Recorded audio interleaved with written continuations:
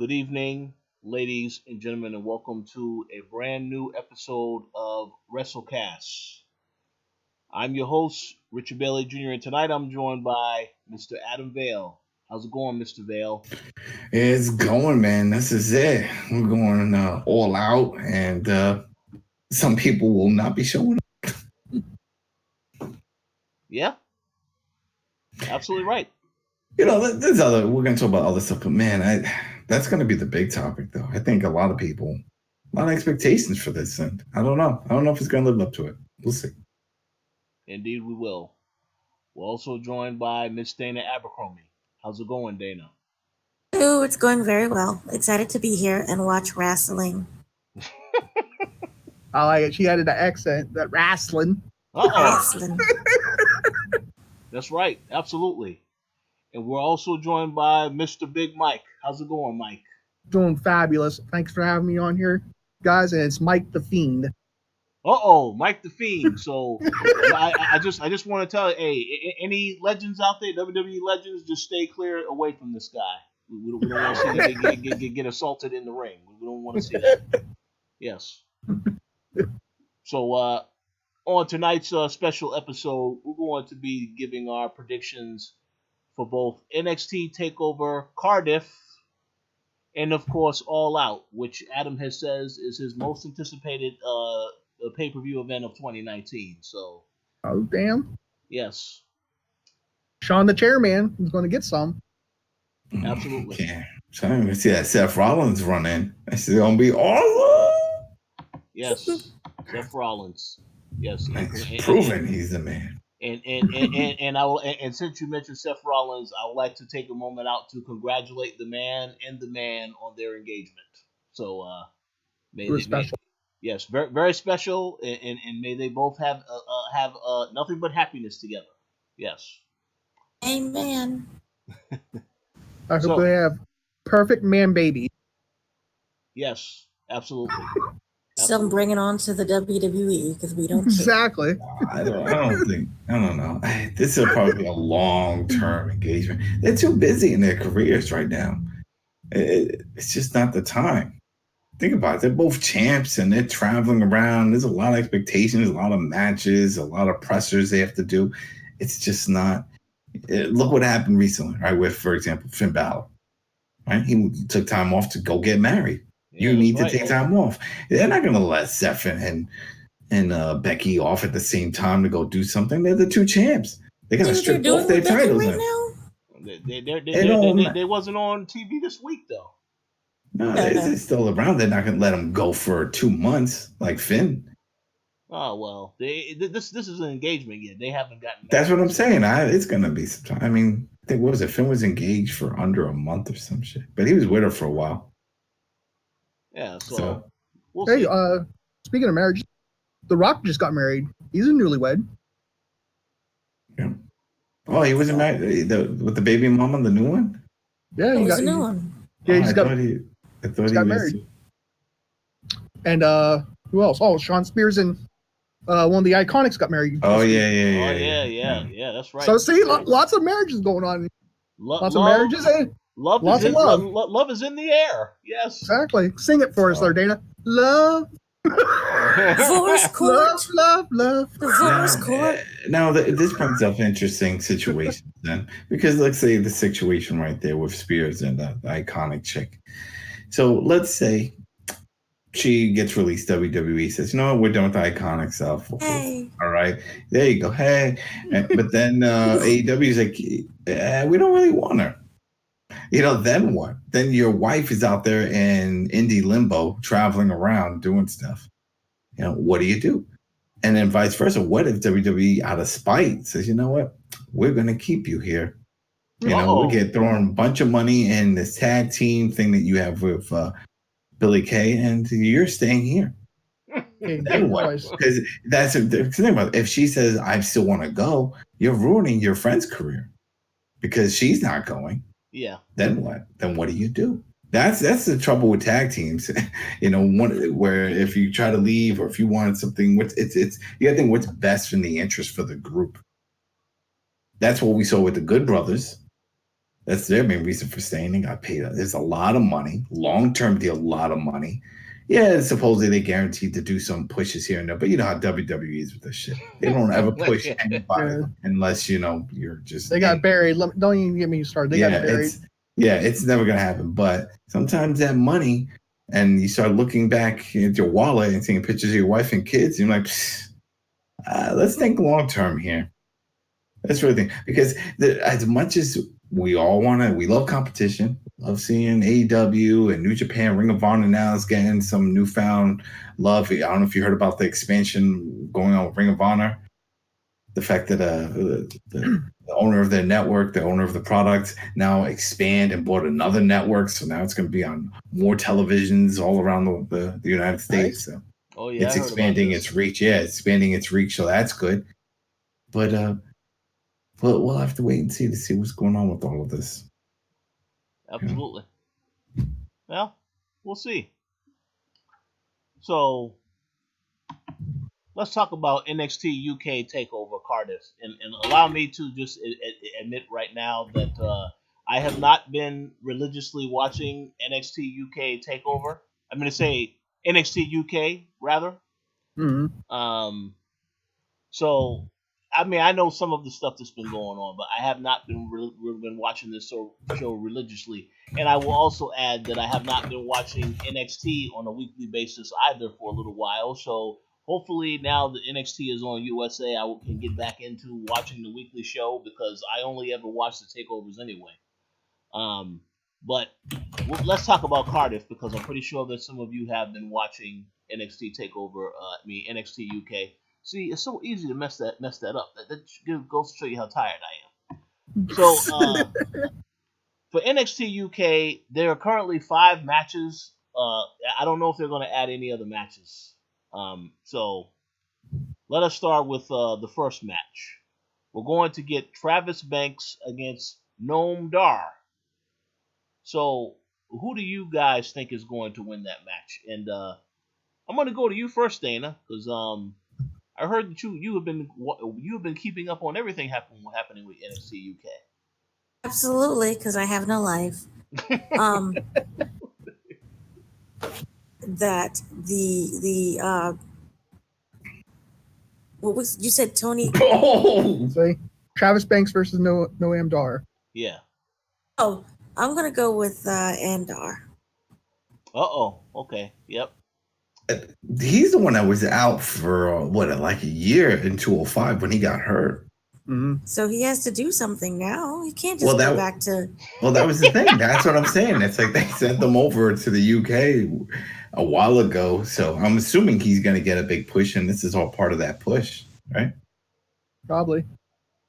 And plus, rumor is swirling around that they're going to axe 205 live.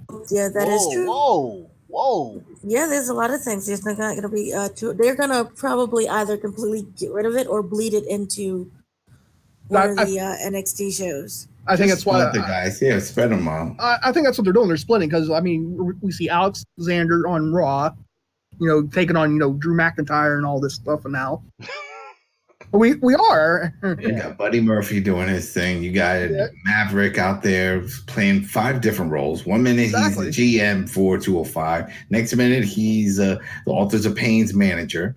Then he's running around with the 24/7 title with his wife. He's all over the place. Exactly. That's what I'm saying. It makes sense. That's what it looks like. They might just cut ties with 205 Live. Well, maybe that I personally think that is for the best, as long as you put these guys on another show. So maybe if it's NXT or you bring some over to Raw or SmackDown, I'm totally fine with that. Yeah, they have plenty of shows, and now with NXT going 2 hours, the US version going 2 hours, and they definitely need superstars to fill up slots. And those guys are great. It's an entertaining show. It's just it was poorly marketed. Yeah, I agree 100%. Plus, no one has the network. That's true. Apparently, shit, man. Still we trying talked to get about it 2 before. million. But it's not happening this year. They even said it when they did their financials. That report that was sad to hear. It's been around for a bunch of years right now, and still can't break 2 million. Can't even get close to it. Well, gotta do better. They gotta do better writing. I mean, and it's like a catch-22 because one minute they're like, well, we found other revenues of generating income because we've got some Hulu show and Netflix show and we got a movie. They're doing all these outside things. It's like, well, wouldn't it have been better if you put all this shit on your network? Wouldn't that have helped? Yes, that would have helped. I agree. But they don't want to take that chance. They don't want the what if people will run to subscribe. They want, you already have a bunch of subscribers and you're willing to pay us money for this programming? Okay, then we'll do that deal. It's quick money. It's for the shareholders. It's instant money. And it's all because they're trying to get that Emmy nomination. Oh, yes. I don't believe that shit. And it's like a Big Show. He's going to be on his own show on Netflix. He's on Keith Lee also. Yep, Keith Lee. I just read about that. Yeah, Keith Lee's getting his own show or something on Netflix. Yeah. Well, this is their own fault. And also, when they do stuff like WWE 24, etc., we only see that maybe once or twice a year. So they should just put that on what's that thing with the NFL thing, the ESPN, the 2060. Yeah. Oh yeah. The 60s. It still surprises me that See No Evil and Marine 1 through 15, none of them are on the damn network. Oh yeah. Not one damn WWE movie is on the network. Not even Lincoln. Put something on the damn network. You have these movies from your own studio. Have like a movie night. Friday night, movie night, WWE Network. Do some shit like that. That's it. You have movies. I thought that was the whole point. I agree. Yeah, well, we'll see. Well, no, we won't see. They won't do it. They won't do it. Good thing about how long has this network been around? What, maybe, let me see. 14. I want to say since 2014. 5 years. Man, over 5 years. Crazy. And they still can't get 2 million subs. Okay. And we haven't really seen any changes. They just recently did a redesign for the first time, and it's not that much better. It's not that great. I'm not liking it. I don't like the layout. There's so many other ways they could go about it. It's just that's a whole other issue. There's so many other ways that they can make this thing grow, and they want to fill it up with the quick film jobs, which is all these reality. Oh, we'll film them in a car. Ride along. We'll I don't watch it. Yeah. I think film them behind the scenes here. We'll put them together in a little set that looks like a little dining room area, and they're coming up with all these little quick ones to just try to. And we know it's quick because you'll always hear about the wrestlers saying, "Oh, we get to the show early. We film this one, then we go into the." Remember Corey Graves was doing that. What was that? Something up front with Corey, he tried it for a little while and didn't work out. It was the one that he did with Enzo. Yeah. Where he was trying to was get it the tattoo? No, not the tattoo. That one was way earlier. This is where he would see they would show him and a wrestler in the arena, like somewhere in the arena sitting down, and he's talking to them about all right, come on, open up, tell me what makes you tick. And they, trying to get deep. I forgot. He had some weird name for it. And that didn't work out. But they're trying to do all those type of things when really people just want to see wrestling. Yep. That's it. We tune into a wrestling network to see wrestling, not to see all these damn reality shows and talk shows and all that stuff. And what I do like to see is if there's behind the scene packages, documentaries. They have one out now that it's like photographs or something. So one with the Big Show, where they put them in a room and they put up on a screen all these images. Oh, photo shoot. Yeah. Photo shoot. Yeah, that's pretty cool because then that triggers memories and then they start going into it. Yeah, so that's cool. That's worth watching. Not all the other shit, because some people are like, I like Right Along. It's not real. None of that shit is real. It's not even their fault. It's hard for anyone to be real in front of a camera, especially if you know the camera's there. Right. Once you know the camera's there, you're going into persona. You want to show the face that you want to show. I always remember one episode where I was watching, and it was Rusev and Lana.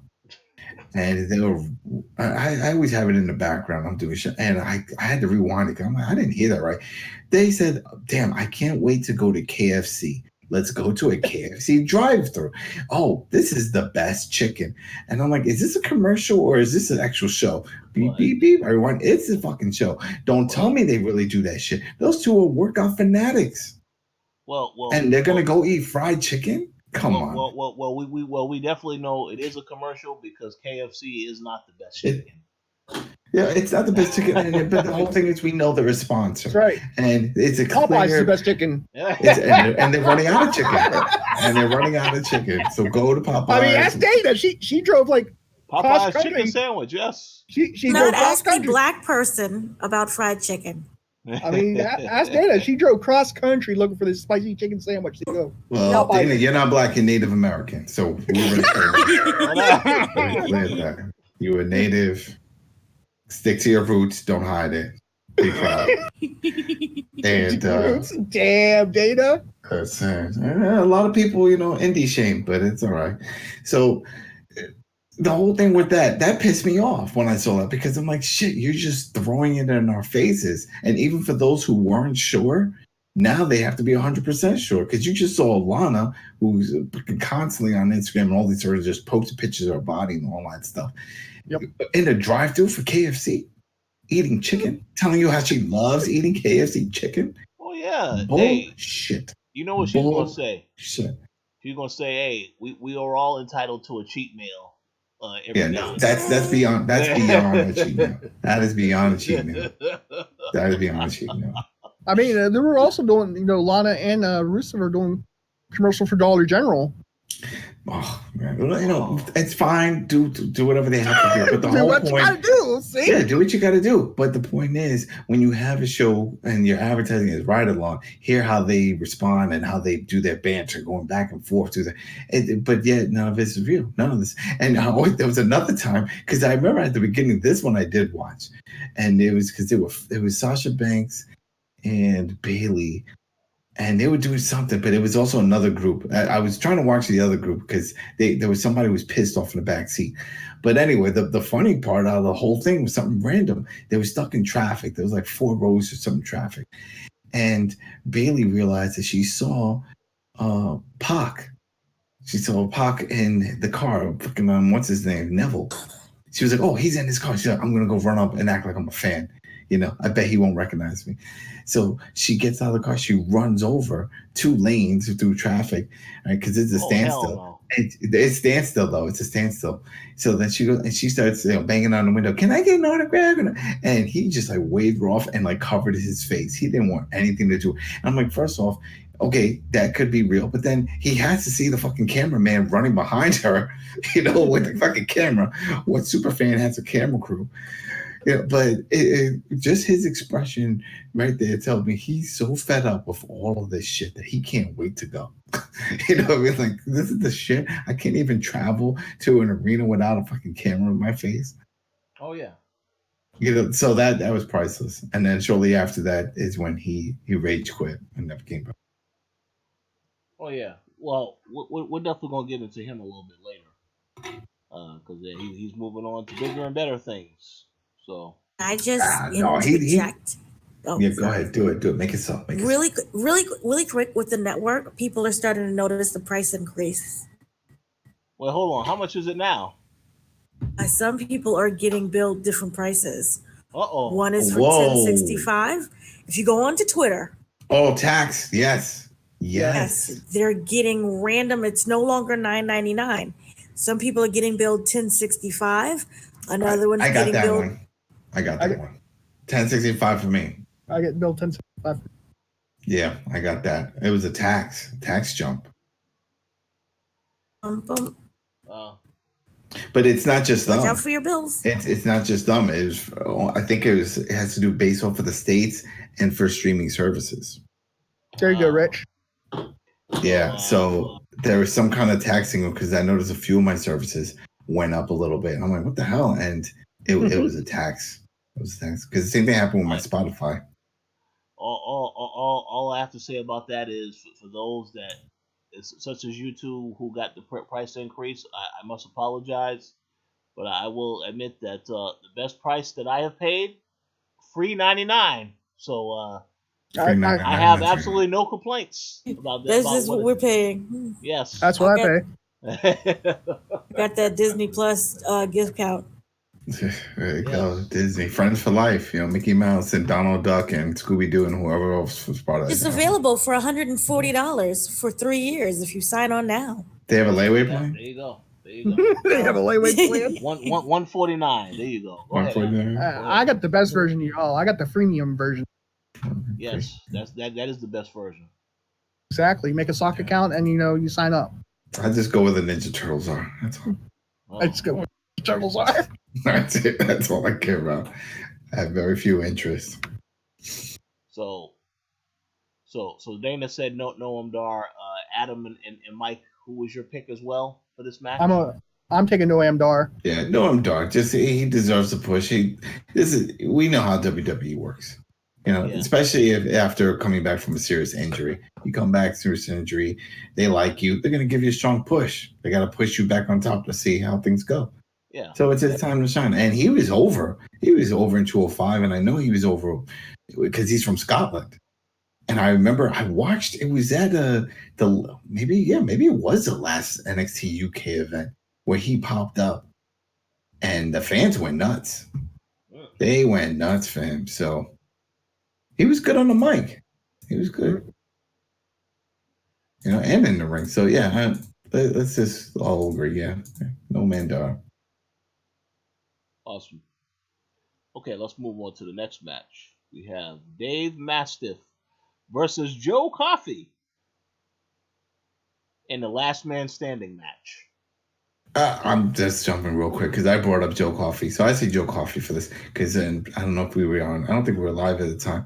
But I enjoyed the match that he had with Walter a while back. So I'm going with that. I'm going with Joe Coffey. He needs to get back up there. Okay. Yeah, I'm also going with Joe Coffey as well. Although I must admit that I'm a little surprised. Sorry, wasn't Walter. My bad. It wasn't Walter. It was when he fought the bruiserweight. My bad. It was the match for the title. That was a good match. That was a good match. That's what it was. That was a really good match. Yeah, Pete Dunne. Yeah, Pete Dunne. Oh well, hey.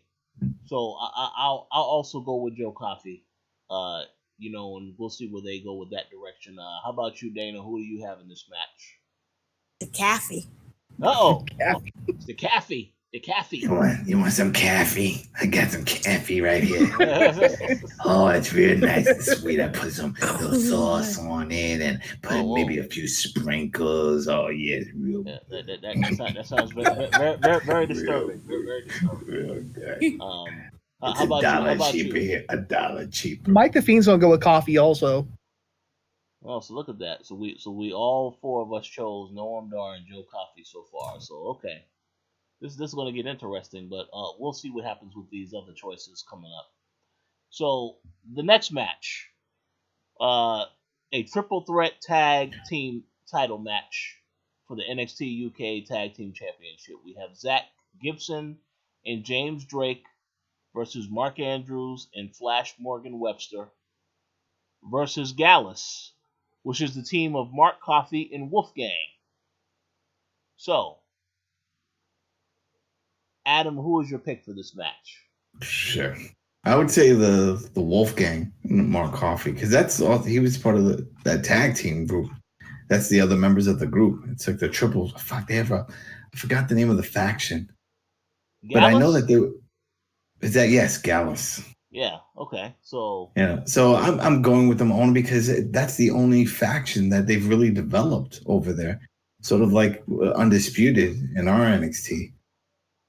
And we saw how they tried to get them over recently, and they got the titles last night. Well, yeah, pre-recorded, but yeah, now there's only one person that hasn't gotten the title to really complete it, so that every member has a belt. So we'll see if that changes. It's gonna happen. That'll happen. It'll happen. Yeah. Yeah. Okay. Well, they could really round it off to a 4-member if they ever decide to throw in his wife. Because she's part of the 4 horsewomen. And she wins the women's title, and they throw her an undisputed. But I just don't think. I think she's too green to go on her own. She needs that group. But if she didn't, that'd be perfect right there, because then you have a full set. You officially have every title in a promotion. Yeah, it's certainly possible. We'll see what the future holds. So how about you, Dana? First of all, we're not getting a 4 horsewomen tag team match anytime soon. Just saying that now that Vince McMahon is in charge of things again. Yep. The King is back. The King is still alive. Why? Long live the King. I have a feeling, even if he passes, I don't know why, but I have a feeling that they'll have like this huge, because I think I know why. It's one of those things where, when you see something and then you forget about it and then it pops up again and you think it's an original idea and it's not. And that's what I just had, because I know that in his house in Connecticut, in his mansion, he has this huge mural of himself. That's McMahon. It's huge, right? And it's in the living room. So I'm like, I can imagine they just take that and they travel around to all the live events, Raw, SmackDown, all that. And if he passes, and we're gonna see that in the background, right? Maybe right next to the Titantron somewhere. So you'll always see him there. He'll always be there. I have a feeling it's gonna be one of those. And when they see Vince, the Vince hologram, is he going to say, "I love you 3000"? Or is he going to say, "Get your ass back to work"? Neither. No, you're fired. That's what he's going to say. Enjoy me in hell. Yeah. Oh, gosh. Well, we'll see. I think he has an ironclad will where, like, his decisions will still be written down on paper, and you still have to follow it years after he's dead. So, man, when you're gone, you're gone. That's it. That's how it works. And we know that. Just ask the mummies. It's like, bury me with all my stuff. Okay, until everybody you told dies, and then everybody just digs your shit up and sells it. That's it. That's how it works. Nothing that is here forever. All our shit is temporary. Everything we have right now is not long term. This is it. It's all time. Sounds depressing. So which team do you have, Dana? Gang. Okay, cool. How about you, Mike? I'm going with Gallus, Mark Coffey, and Wolfgang. Okay. Sounds good to me. You see, now, this could be good or bad that we were all picking the same. I think it's sort of, in a way, it's kind of bad because we're all assuming it's a very predictable show. It's like, oh, this is going to be this. How come this? It doesn't look like it's going to. There got to be at least one surprise. Well, I don't even know if it's listed. Let me see. The whole thing about Cesaro and what match he gets involved in. Well, see, because that's the thing. According to Wikipedia, it's only 5 matches, so it probably, if it was another added match, they haven't obviously added it to Wikipedia yet. So somebody did not do. It's either that or he's replacing someone. Let me keep working. Let me look it up because I know I saw he's part of the show for some reason. Okay, so but in the meantime, yeah, we all agree on most of these. So I want to move on to the next match, and this is a match where we may not all agree. We have the WWE United Kingdom Championship match. Walter defending against Tyler Bate. So I'm going to go to you first, Mike. Who do you think is going to win this match? I'm going to say Tyler Bates. Okay. I'm going to say Tyler Bates. And yeah, I think he can do it because, like you said earlier, I think when we're not recording it, they're going with, big man versus small man. It's going to be, and they're going to push for, Tyler Bates to become the champion. Okay. That sounds good. How about you, Dana? Who do you have winning this match? You see, may have to be Walter. Yeah. I feel it's gonna be Walter. Yeah. And that they're gonna keep the title on him. It just like the company likes to keep the title on people for long periods of time, and I just don't feel that is his time yet. Yeah, it would be interesting if Bates won. It would definitely show it could be a good match in that sense, but I feel like it's going to be Walter. Yeah. My initial thought when I saw this match, I figure this is probably going to be a feud that lasts a lot longer than just this match. So I don't think that Tyler, if he was going to win, I don't think he's going to win the first time. But I also don't think that they're going to have Walter drop that belt so soon when he just won it at WrestleMania weekend. And they had this big thing where they were building to him. He was just dominant, beating everybody. So I don't know if Tyler Bate is the guy that's eventually going to take it off of him, but I do know that I don't believe that this match is just a one-off. So my pick for now is Walter also, because I was very impressed with what I saw in his match with Pete Dunne. And I think this is probably going to be the match of the show. If I had to make a guess, it may be that last man standing match, a close second. But this is the match I'm looking forward to the most because I actually know these guys. So we'll see what happens. Adam, who was your pick for this match? I think it has to be Walter. He has to keep it. He has to look strong. He has to keep it for a while. He has to destroy some people. That's the whole point, right? If you get a big man like this, you have to use him to destroy people. So I have a feeling that's it. From what I'm hearing here, it looks like he's either for Cesaro showing to some kind of impromptu matchup, or maybe to face the winner, to challenge the winner of the title match. Oh, really? Yeah. So, yeah, I could see that too. Walter destroys the shit out of Bates. Yeah, it's a good match, but still he wins. And then next, Cesaro comes down. He'll definitely get a big pop. That can set up for the next one. And there you go. I was thinking that.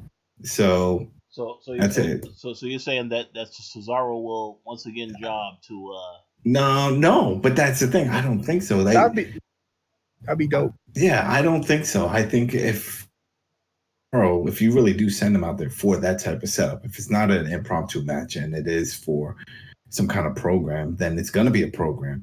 He's going to have multiple matches with Walter. It could be pretty good. I mean, think about it. Cesaro's. So if there's anybody that I can see that too. I can see a headline of it. The general. Yeah, tossing around. Yeah, versus the Swiss Superman. Yeah, exactly. The Swiss Superman destroying, this big ass Walter, just tossing him around. I could see that, and I think that'll be a big draw, and that'll give him worth relevance right now, and then that puts him in a main stage platform on a different brand. Yes, but hey, he's still on TV. He's still a main eventer, and he's been in limbo ever since the whole thing with Sheamus. They even gave him new music, gave him new music, new intro, the whole thing. And it's just, I don't understand what's the issue that they have with him, because he's a great worker. So I don't, it's got to be just Vince's whole hiccup thing about people and wrestlers and the mic skills. Well, that's right. Yeah, exactly. I guess someone needs to sit him down and watch the movie Moneyball to see that, listen, not everybody needs all the fucking tools in the toolbox.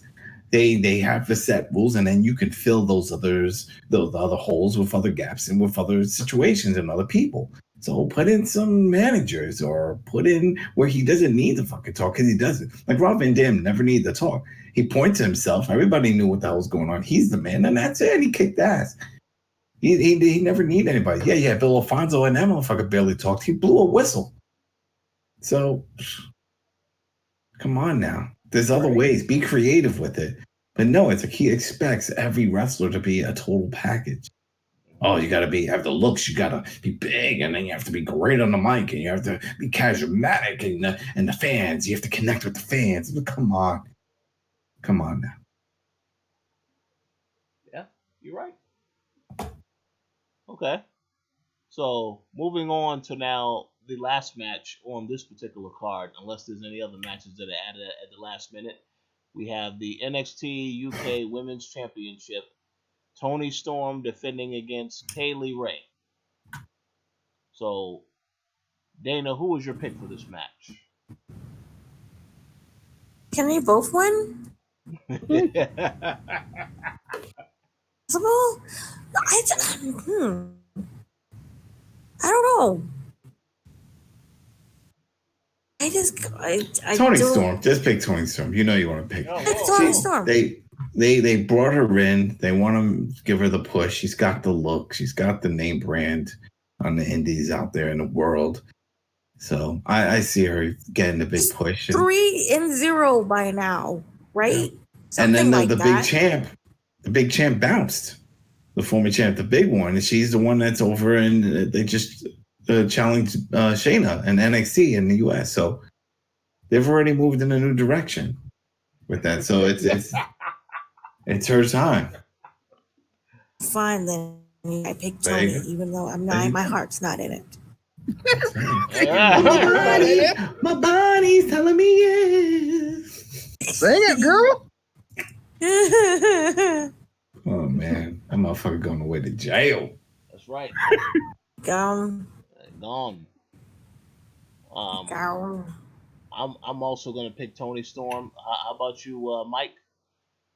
I'm gonna pick a Tony Storm also. I don't think she's ready to drop a belt yet. And I'm guessing Adam also is picking Tony Storm. Yeah, it's I guess it's because we see the promos, we see how they set these people up. They're super hyped on them. They make this whole big to do that they brought them in. So you expect they're all going to have a decent run. Yeah, you just can't have it the next big show they drop their titles or lose their matches. You're expecting them to get over unless there's interference or something unexpected to happen. Oh, so yeah.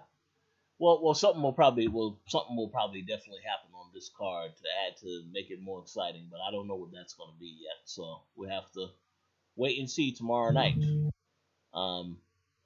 So I before we get to All Out, there are two questions that I would like to ask the rest of you, and this is maybe throwing things a little out in the, as far as being unexpected, because I didn't tell you guys I was going to ask you these questions before the show. So this is just going to be the raw reactions to the questions. Question number one, I wanted to ask you three, what do you think of how this King of the Ring tournament has been going so far on Raw and SmackDown? What? Go ahead, Dana. Madness. I thought it was a huge Buddy Murphy push, and he lost. No, come on now. This is clearly going with the whole thing with Ricochet, King Ricochet. That's his handle on Twitter. That's what's his name in the Indies. They're building him for this. He's going to go with that gimmick. Too bad. It's not what you want. It's not what you want. Yeah, it's not what you want. It's right now. This is all about what Heyman wants. And what the majority of the fans want. He's a big fan of Ricochet. It should have been Buddy Murphy. He's coming in. He's really great. He got the whole interest thing with the NXT. But WWE 2K thing. It's supposed to be him. Ricochet already knows how to play that role. What, a people pleaser? No, you wait till you see him as King Ricochet. Then you'll see a little more out of him. I just want to say, if he does win, I do not want to see the celebration. Whatever, we know how Ricochet likes to celebrate, so I don't on your booty. Yeah. Exactly. Yeah, we don't need to see that. Sticky fingers is his name. I'm liking King of the Ring. I don't want to see King Ricochet, but I would like to see Samoa Joe get that push. I would like to see King Joe. Well, no. Knowing he was great in whatchamacallit. TNA. Jumanji. See, the only thing that I think about this tournament is that he deserves a push. I agree. Samoa Joe deserves a push. I was very disappointed to see Drew McIntyre get eliminated. So that was, a lot of people were upset about that. A lot of people were. See, my thing is, what does the winner get? The person that wins this tournament, what do they get? Are they going to be elevated to a title shot, or is it just the title of You won the King of the Ring. That's it. It's to use the gimmick of being a king. That's all it is. The king of wrestling. Yeah, and it's sad because the most popular one, besides King Booker, was King Barrett. Mm-hmm. And they can't bring that up. And I think it would be King awesome. Booker. What? There was Steve Austin who completely revolutionized. No, there was a bunch, of course, and Owen Hart and all that stuff, but it doesn't matter. The ones that really stood out, that ran with it for years, even after the year. He did no, he didn't. That's where 316 came from. Yeah, but he didn't run with being a king. I'm talking about people that run with the gimmick. He dropped all of that shit. King Booker kept it on, remember? He was like, I'm King Booker, and doing all that stuff. He kept going with it. Steve Austin didn't do any of that. He dropped all the shit. He said he was tired of it, and he said Austin 316 just out-kicked your ass. He just basically said, fuck this gimmick. He did. Yeah, so no, you throw it out the window. Barrett ran with it too. Yeah, that's what I'm saying. You got to think of the characters that are running with it, because if not, then what's the point? It's just a tournament. So it has to be something that you can see. This is basically changing your character into a snobby king for a year, unless it kicks off even better. And then next, like Booker T, you're going on for fucking a decade almost. So based on that explanation, doesn't that mean that a heel needs to win this tournament? And Ricochet's turning heel. Harley Ricochet turning heel anytime. Get ready. He's over. He's over with the crown. No, what'd you say, Dana? Harley Race also did it. He did that whole king gimmick. Yeah, and so did Randy Savage. Yep. So did Ted DiBiase. I'm talking recently, people that actually ran with it, because eventually Macho Man had where they carried him down to the ring. Mm-hmm. Remember, he had that whole thing going. But that's what I'm saying. You have to link it to your gimmick. It has to be your new gimmick. It's not like, you win, you go in there, you put a crown on, for some pictures, and then next week you come out and you're back to the same old Joe. No. Your new gimmick is you're the fucking king. You wear this crown, you have this throne, this is it. Who could right now that's in it can carry that and should get that type of gimmick? Another one would be Elias. Well, Baron Corbin. Yeah, there you go. I can see Baron Corbin. That's King Baron, King Corbin. Well, because he already has heat with the fans, so it'll be very easy for him to get booed. But I do want to say though, I also was disappointed to see Buddy Murphy lose so early in the tournament. But hey, he gave the guy respect. What's the guy that like Ali? Yeah. He shook his hand and gave him a hug and said, "Look, good job."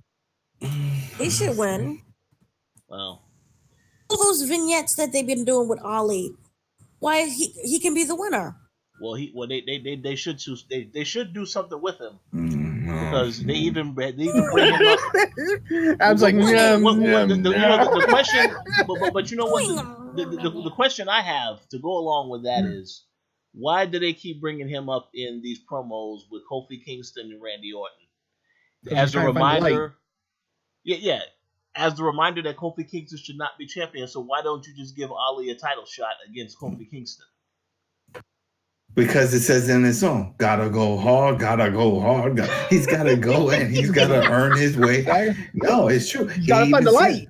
He even says in his video packaging, he's like, I have to fight from the bottom back up. I lost my spot when I got hurt. Yeah. And I think and maybe in Vince's eyes, he feels, shit, all that momentum from you coming up from 205 went out the window when you got hurt. People forgot about you. He's been hurt quite a few times, though. So they're like, hey, now you got to start from back up. And right now, this is a slot we have for you. You want to take this spot? Yeah, okay. And there you go.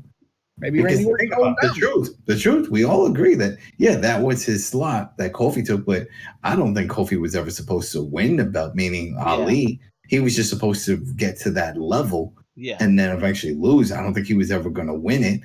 But when they put Kofi in and Kofi was to that point, they're like, shit, people really like him. we keep talking about how we're going to make a change here. This could be the change. No one's going to see this shit coming. And they did it. But then now they have an issue of trying to take it off him. Because once they do, people are going to fucking riot. I don't think he will have that belt by the end of this year. Somebody is going to take it off of him. Maybe your favorite Brock Lesnar, since he's going to be at SmackDown anyway. There's only one person that I think could take it off him, and everybody would be okay with it.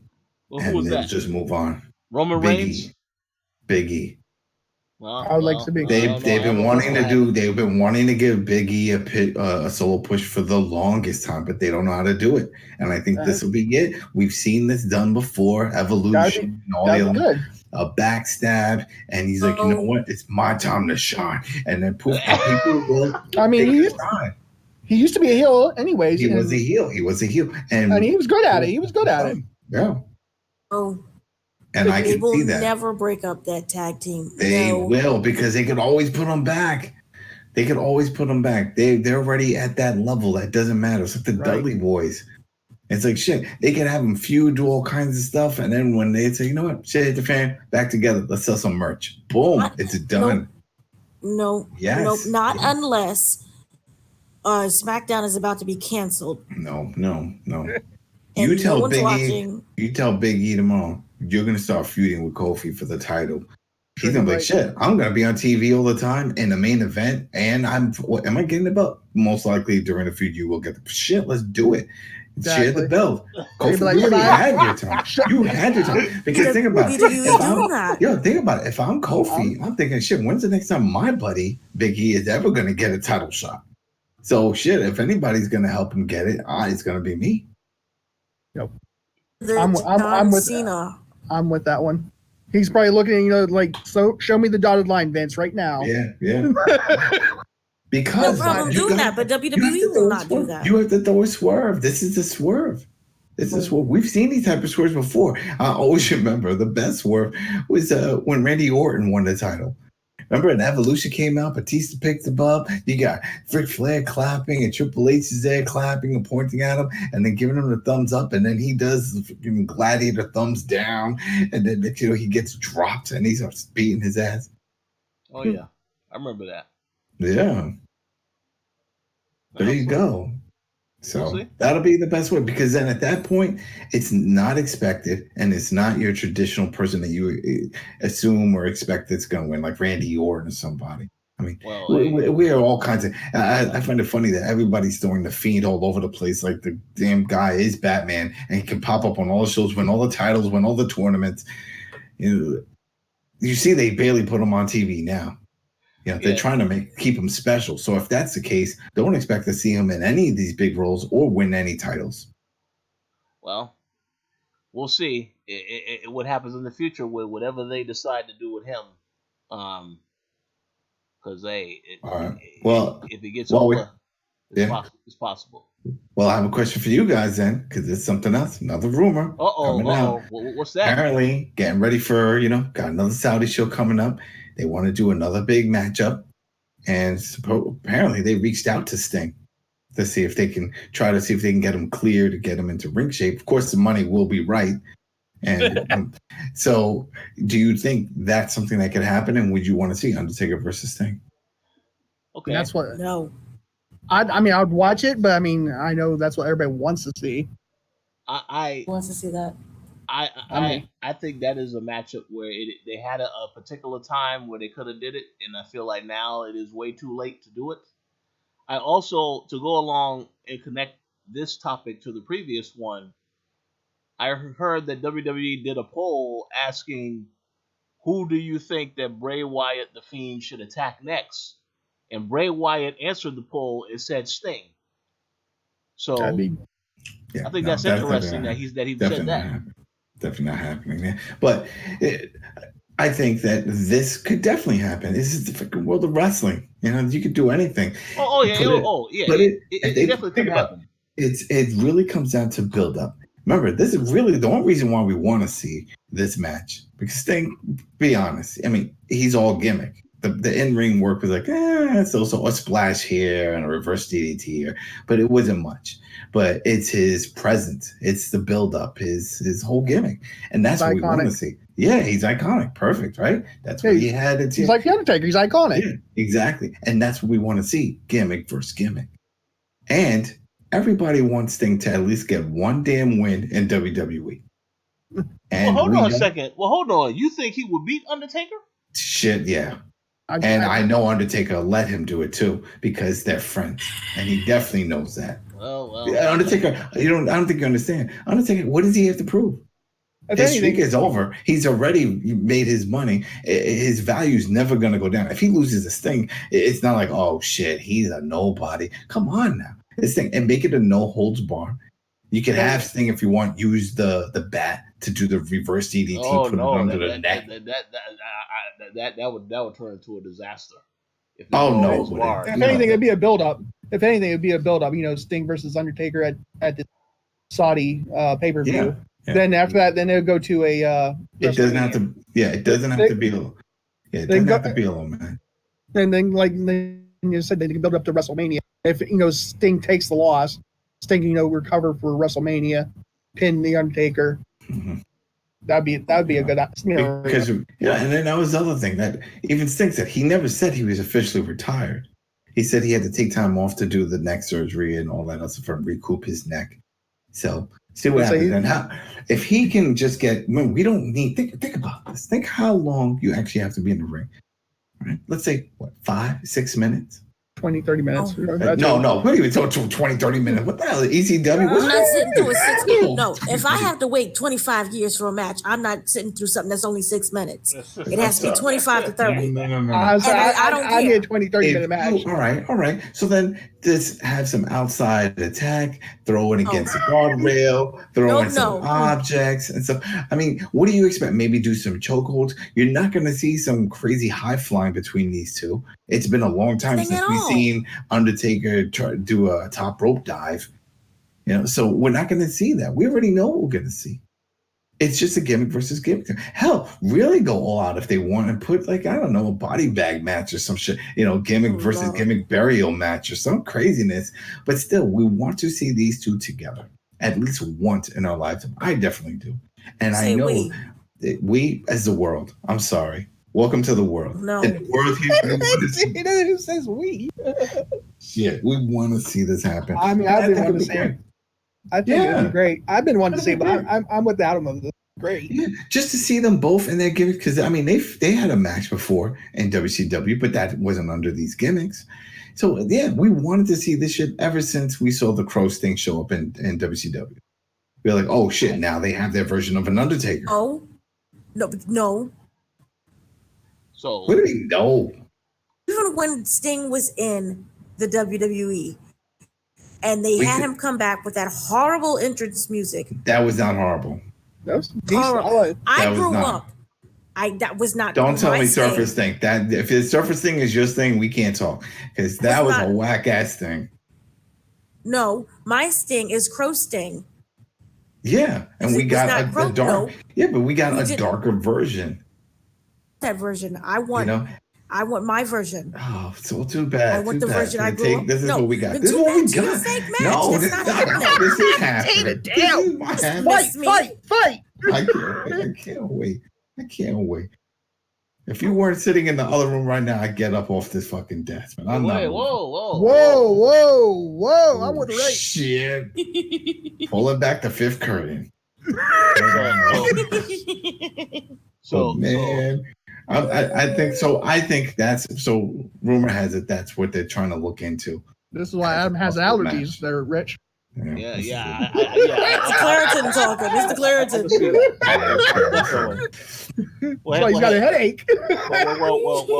Well, I will say this. We'll see what the future holds. I personally feel that if Sting wanted the match, he saw what happened with Undertaker and Goldberg. He don't want to go out there and have a match and then have something go wrong. Well, as long as he doesn't bang his head against the door before he goes into the match, he should be fine. Don't give yourself a concussion. They both sucked. They were both awful. Yeah. It doesn't. They were both awful because of the Ether couldn't situation. do a jackhammer. He couldn't do a jackhammer because he was concussed already.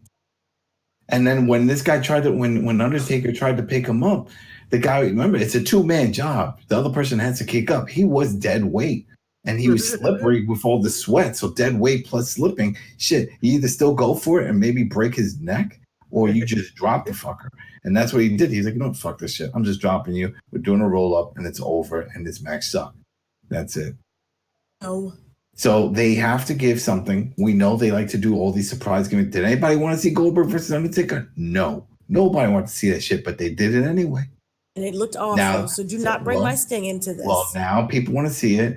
If you're Sting, you're what, 60 years old now, right? He's on the end of all of this, and he's looking for, when he said, I'll come back for one big payday if, doctors clear me. This is that payday. I'm telling you, they're going to throw $1 million at him, plus merch and all that other shit. If they promote this for like 2 or 3 months with appearances, just that alone. Come on now. This is it. He's setting himself up for life. I remember when it was recently for the last one, when they was throwing all this money, when they found out they sold, multi-million-dollar deal with Goldberg for him to come back for these matches and stuff like that. Shit, names a whole lot of the woodwork we're talking about. They want to come back. Hell, we got Edge now over here working out, ready to come back in the ring. No, Edge, I think that was actually for a movie. No, he's talking about, from his own words, he's talking about he thinks he could do 1 or 2 more matches. If the doctor's clear. No. He says his doctors, hey, Daniel Bryan has been bringing new life to all these people with broken necks. They seeing him going. Bryan is an exception. Well, why is he an exception? Why is he so special? Do we see Paige trying to come back? Why is he? Well, she had other issues going on with that. But with Edge, he thinks he can pull it off. Yeah. He thinks he can pull it off. I remember him tweeting out or something. He has like one more match. He's been Edge. Yeah. He has one more match. I don't want to see anyone paralyzed. No, leave it alone. No one. Of course, yeah. But you know what? When this is all you know, when this is what you've been dedicating your life to, it's hard to walk away. That's the problem with all these wrestlers. This is why. How many times have we seen Ric Flair and all these dudes retire, and they still get back in the damn ring? I mean, he probably saw his wife, Beth Phoenix, like, look, she had her one good match. It's like, damn, I want my match.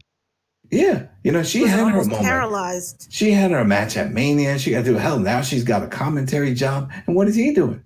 Nothing. I think he's doing that show with his buddy Christian. It's on WWE Network. He's trying. No, they've been canceled that show. Didn't they cancel that show? No, they had another season, but it doesn't cost much to do. So. And I think he's on Viking or whatever, some kind of Viking show. Yeah, he's on some stuff. He's doing appearances and stuff, but he's not main eventing anything. Yeah, he's nothing like popular popping out in the movies. He's not doing the big. Yeah, Hollywood didn't pick him up instantly, like when he was. That's probably why Beth Phoenix doing the commentary, like. Baby, we need some money. Well, yeah, I'm sure there's a part of that too when there is opportunity to make money. I'm sure WWE said, hey, you want something to do? You think you can come back? And I feel like shit. I don't know if you notice this, but I notice this shit. These type of things always happen right after fucking Hall of Fame. They come back for the Hall of Fame, and when they get that crowd reaction again, and they hear the fans and all that stuff, they get that bug. That bug bites them again, and like, shit. What can I do to be in front of the crowd like this? What would you have any openings for me? Oh, I think Stone Cold still has one match. I don't know if you've all been watching his TV show. I know you're saying no, Dana. I watched the TV show, but no, he does not need to come back. Nobody needs to come back. Yeah. Did you see the second episode where he was versing the dude from Practical Jokers? But he was another one that said, if the price is right, he go for one of those Saudi shows and give somebody a stunner, because he knows he wouldn't have to go, or he wouldn't have to take any bumps. Yeah, he knows he wouldn't have to go out. He just, do it'd probably be like an Undertaker match when he did John Cena. He came in, gave John Cena the tombstone, pinned him, bam, bam, bam. That's it. People want to see the experience. Stone Cold knows he probably can go in there, They want the broken glass. They want give the broken glass, give the stunner, throw some beer together, drink it. The crowd go, yay! There you go. And there's the money. Yeah, there's the money. It's all about the build-up. If they build it up right, that's what people want to see, because then they could easily say, hey, Steve Austin is going to be on to confront him tomorrow night on Raw. And they could do that whole thing. And then people are like, oh, shit, all right, he's going to come out. And then they could do some little thing, and they could do like an attack from the back or do something like that. He could take little taps here and there. I mean, he's not going to be taking any power bombs and shit. I hate to say it, they know that Stone Cold Sting will draw a crowd in and bring the money in. That's it. You know what? I will give you a little bit. I will say this. During the debut of SmackDown on Fox, and never again. They're all going to be there. Yeah. All going to be there. Let them have their little 2-second matches. Let Sting come down from the rafters. Let the whole thing with the man whose heart is full of deceit and burns up and dies. That old-fashioned entrance. And then call it a day. I don't want to hear about it anymore. I don't want to see them. Let them go. Sorry, man. Sorry. That is like, let them die. Let them have their 2 seconds of fame. Let them die. The whole thing goes. There's no walking away from pro wrestling. That's right. There's no walking away from that. Once you have that bug, it's in you for life. Look at Ric Flair. He's going to die in the ring there, Dana. That's it. Okay. I'm telling you. I've told my dad when he was around and live, and Ric Flair's going to die in the ring. He's like 70 years old, and he's still coming to the ring. Still going in. He still wants to be around the boys. Still wants to travel. Loneliness and alcoholism. That's all. But did you hear that? Did you hear what you said? There's loneliness and alcohol. Well, you're not lonely when you're on the road with everybody. When all you know is being part of a traveling circus, right? Then that's it. That's what you know. That's why so many of these older dudes get roadie jobs. Is it so much about the money? No, it's about being around the people. It's about living that life still. He was doing fine, never being hired again. He's still in the subway. Who? Photo. Virgil. Please, Virgil is not fine. How dare you say that? Right down in New York City. Virgil is begging not for that fine. photo.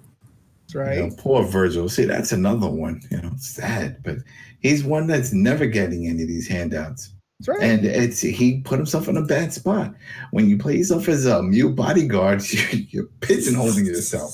I mean, come on, Dana. When I used to live in Tennessee, I went to a movie one day to go see. I went to a movie down in Tennessee. When I lived in Tennessee, we went to go see The Dark Knight. It was the one that had the Joker in it. The guy that took my ticket stub was Mr. Fuji. It blew my mind. Are you serious? I'm serious. It blew my fucking mind. Picture? I was like, I went back. Proof? I blew my mind because I was shocked. I went back to the concession stand. I told my ex-wife, I was like, "Yo, hold up." He goes, "What are you doing?" I said, I need to go verify this." I said, "That was Fuji." I said, "It just took my ticket."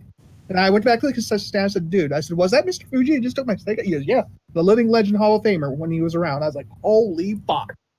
I was like, "You dropped like 2 bombs in like the same sentence." I was like, "I ain't gonna throw this ticket away." I said, "He ripped my ticket up and gave it back to me." I was like, "Oh my god!" Wow. I mean, was he happy? Did he look happy? Did he look good?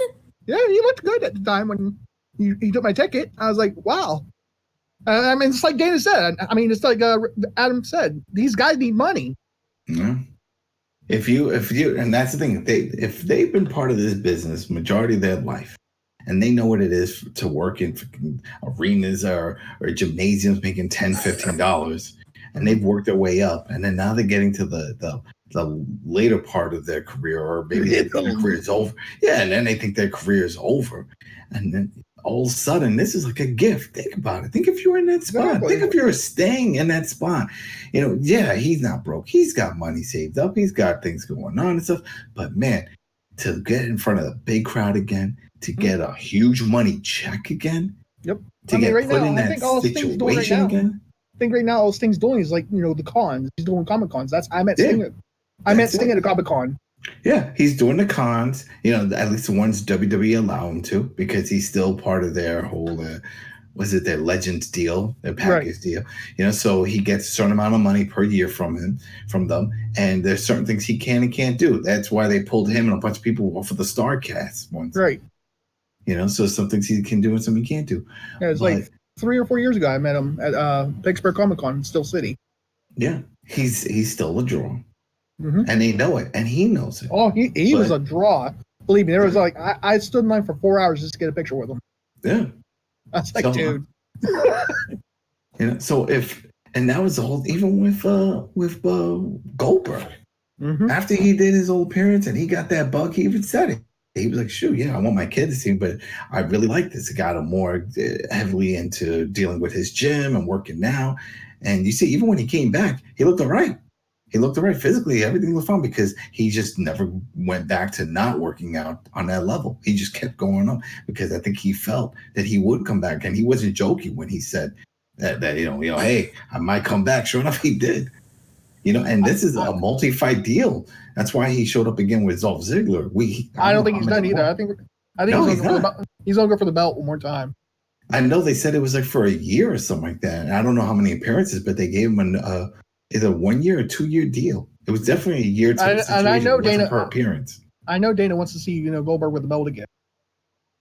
We're probably gonna see him at SmackDown at that live show. We're definitely gonna have to see him.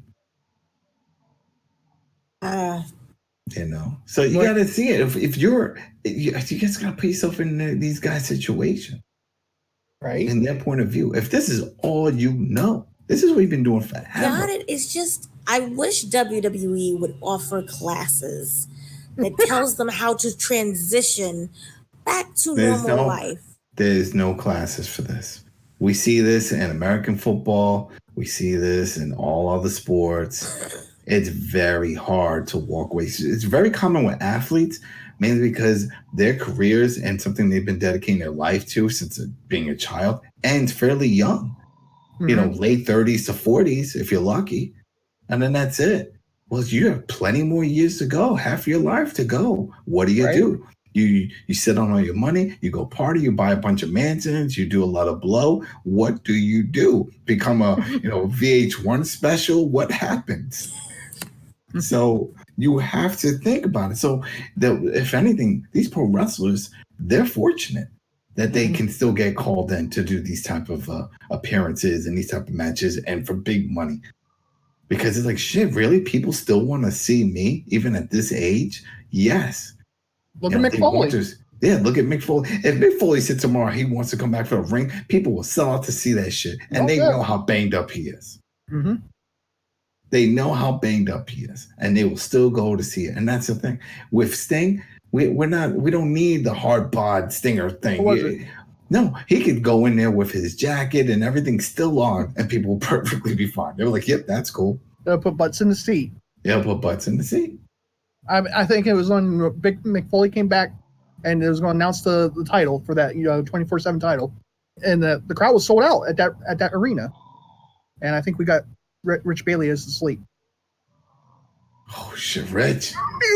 I hear snore. I hear. We got 14 more hours to go, Rich. Wake up! Oh, I'm here. Yeah. You just checking your eyelids, right? Yo, you missed it. Sid Vicious called in and everything.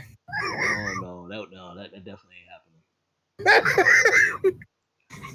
happening. Yo, Ryback called and said he wants to, talk to you. I don't even want to hear about Ryback. Damn, he said I don't even want to hear about Ryback. I can't even go. No, we don't want to hear it. No. He wants to feed you more. Come on. See, so there we go. We got rid of all the rumors. So we didn't even talk about the AEW. Yeah. We're gonna go all out now and talk about AEW. All right, let's start this. Let's go. Let's go. Predictions. You got your coffee there, Rich? Oh yeah, I'm ready. Oh yeah. Dana, don't laugh. You are one not to laugh. Yeah, you fell asleep last week, Dana. Last time. Lies. Yes. So first up. Damn, she's about to lose it. Yeah. You can hear a snoring. I thought I heard. I was like, well, Dana, that was you that time. We heard you snoring. I don't know what you're talking about. I know what you're talking about. That's it. That's why I'm surprised no one in the comment has ever said, "Damn, this show's so boring." Even the people on the show they've had holy. That's because Rich edits it out. It's like, we gotta edit that part out. Well, no, that is the reaction to this particular weekend of wrestling. It's not the regular NXT. It's not a WWE main pay-per-view. So yes, it's a little. Yes. There's gonna definitely be some little bit of lacklustery. But yes, let's continue. We have. She got jokes. She's laughing. She is like, you know what? Don't worry, Dana. Next time you fall asleep, and you will fall asleep, I'm gonna record this, and I'm gonna make sure it's on my phone, and I'm gonna play it back. That's gonna be the new intro to the show. Look at this. She got her snickering, laughing, everything. And don't worry, none of this will be edited. So, All right, let's leave it raw. Yeah. We're gonna go raw. So that's what she said. And that's how babies are made. Yep, that's right. That's how they are made. Yes. Okay. So AEW, we have a 6-man tag team match. Right. Luchasaurus, Jungle Boy, and Marco Stunt versus SoCal Uncensored, which is Christopher Daniels, Frankie Kazarian, and Scorpio Sky. So, Adam, who you have winning this match? Oh, Luchasaurus. Uh-oh. Because we already saw Kazarian and that crew. They already won from the last show. This time, it's time for Jungle Boy and Luchasaurus. Yeah, I really like that pairing. That whole thing, that gimmick is awesome. That mask is awesome. And Luchasaurus is awesome. Shit, the way he moves in the ring for a big man. Well, I must agree. I thought they said that wins and losses are supposed to matter in AEW. So, yeah, Jungle Boy has lost on both of the pay-per-views so far. Mm-hmm. So So they have to change that. Now they said that doesn't the scoring system doesn't kick in until the TV show. And apparently all this is going to be announced during the first episode. They're going to break down everything because they also said that there are no heels and baby faces. They're not going based off of that model. Well, I don't know how I feel about that particular. It's you can't really do that because I guess what they're trying to say is they want people to pick. But sometimes people don't know. They need to be guided because not everyone's going to keep up with the product. Not everybody's going to know. So how do you do packages if you can't have one talk shit about the other one to really get over as a heel? I don't know. We'll see. What Kenny Omega did originally with John Moxley. They both just ended up talking trash about each other. Actually, yeah. Well, we'll get that when we get there. Yeah. But yeah, so I'm going with the Luchasaurus and then Jungle Boy. Who was the other dude that's with them? Because it's Marco Stunt. Marco Stunt, yeah. I think that'll be fun. I think that'll be a fun match. Okay. So go. How about you, Dana? Passed out. Oh, shit. Wait, can you not hear me? Now we do. We're here now. We like Jungle Boy and Marco Stunt. Okay. And how about you, Mike? I'm down for Luchasaurus and Jungle Boy as well. I mean, I like Jungle Boy, and we all liked his dad. And I know you know. Yeah. Yep. That's right. So sad. Rest in peace. Is. Yep, rest in peace. All right, so that sounds good. We'll see who wins that match. Moving on to the next match. This is Mike's favorite team, Private Party. That's right. Versus Angelico and Jack Evans. So, Mike, who do you have winning this match? I'm interested in Private Party because that's what me and Dana do over here We throw private Whoa, party. Hashtag me too. Hashtag me too. Pass the Cisco. Pass the Cisco. Oh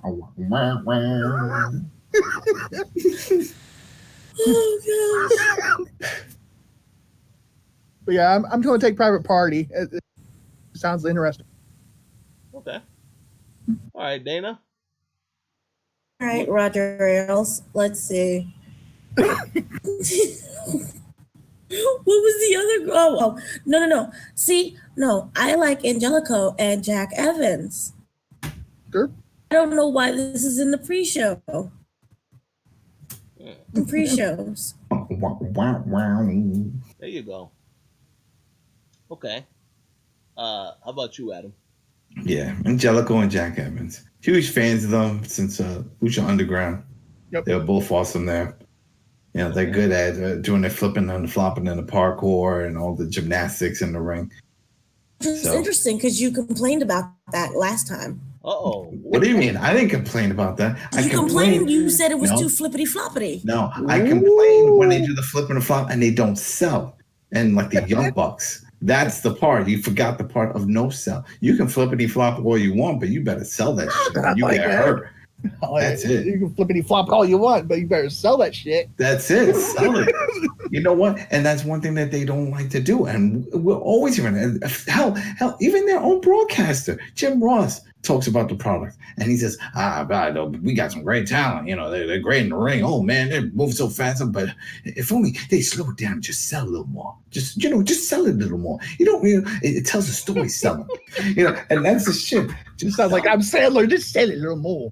But that's it. That's all they need to do. I swear, every time I hear an interview, a real interview from any of these guys that are high flyers and stuff, they all say the same thing. The hardest part of doing their part of the job is selling because the adrenaline is pumping. They want to get to the next move. They want to get to this and that, and they forget to sell. I remember Ricochet one time in the interview was talking about it, that he had all these plans. He was going to do this flip. He's doing a springboard, and he forgot the entire time while he's thinking that there's a guy kicking him in the head while he's on the mat, and he was no selling the shit. And he was like, oh, wait, yeah, I should be selling this. Fuck, damn it. And he instantly grabs his head and holds his head down, and then he just blacked out on like, shit, how am I supposed to do this again? And that's the thing. It's like, it's selling it. Selling is key. There's some people that can sell, and that's what you know them for doing. Shit, Spike Dudley was awesome at selling shit. He made everything look painful. Seeing RVD take a DVD, holy shit, he would go up on his head. I just want to make a comment. Selling is good, but I do not like for the people that are overselling some of these things. Like we've seen multiple times, Seth Rollins. Oh, my leg. All of a sudden, I have a leg problem, but I'm still doing aerial maneuvers in the matchups. Yeah. Oh, well, and I think that's because it's their go-to, and they're not. It's one of those things where when you're an actor, right? I took some acting classes, past tense.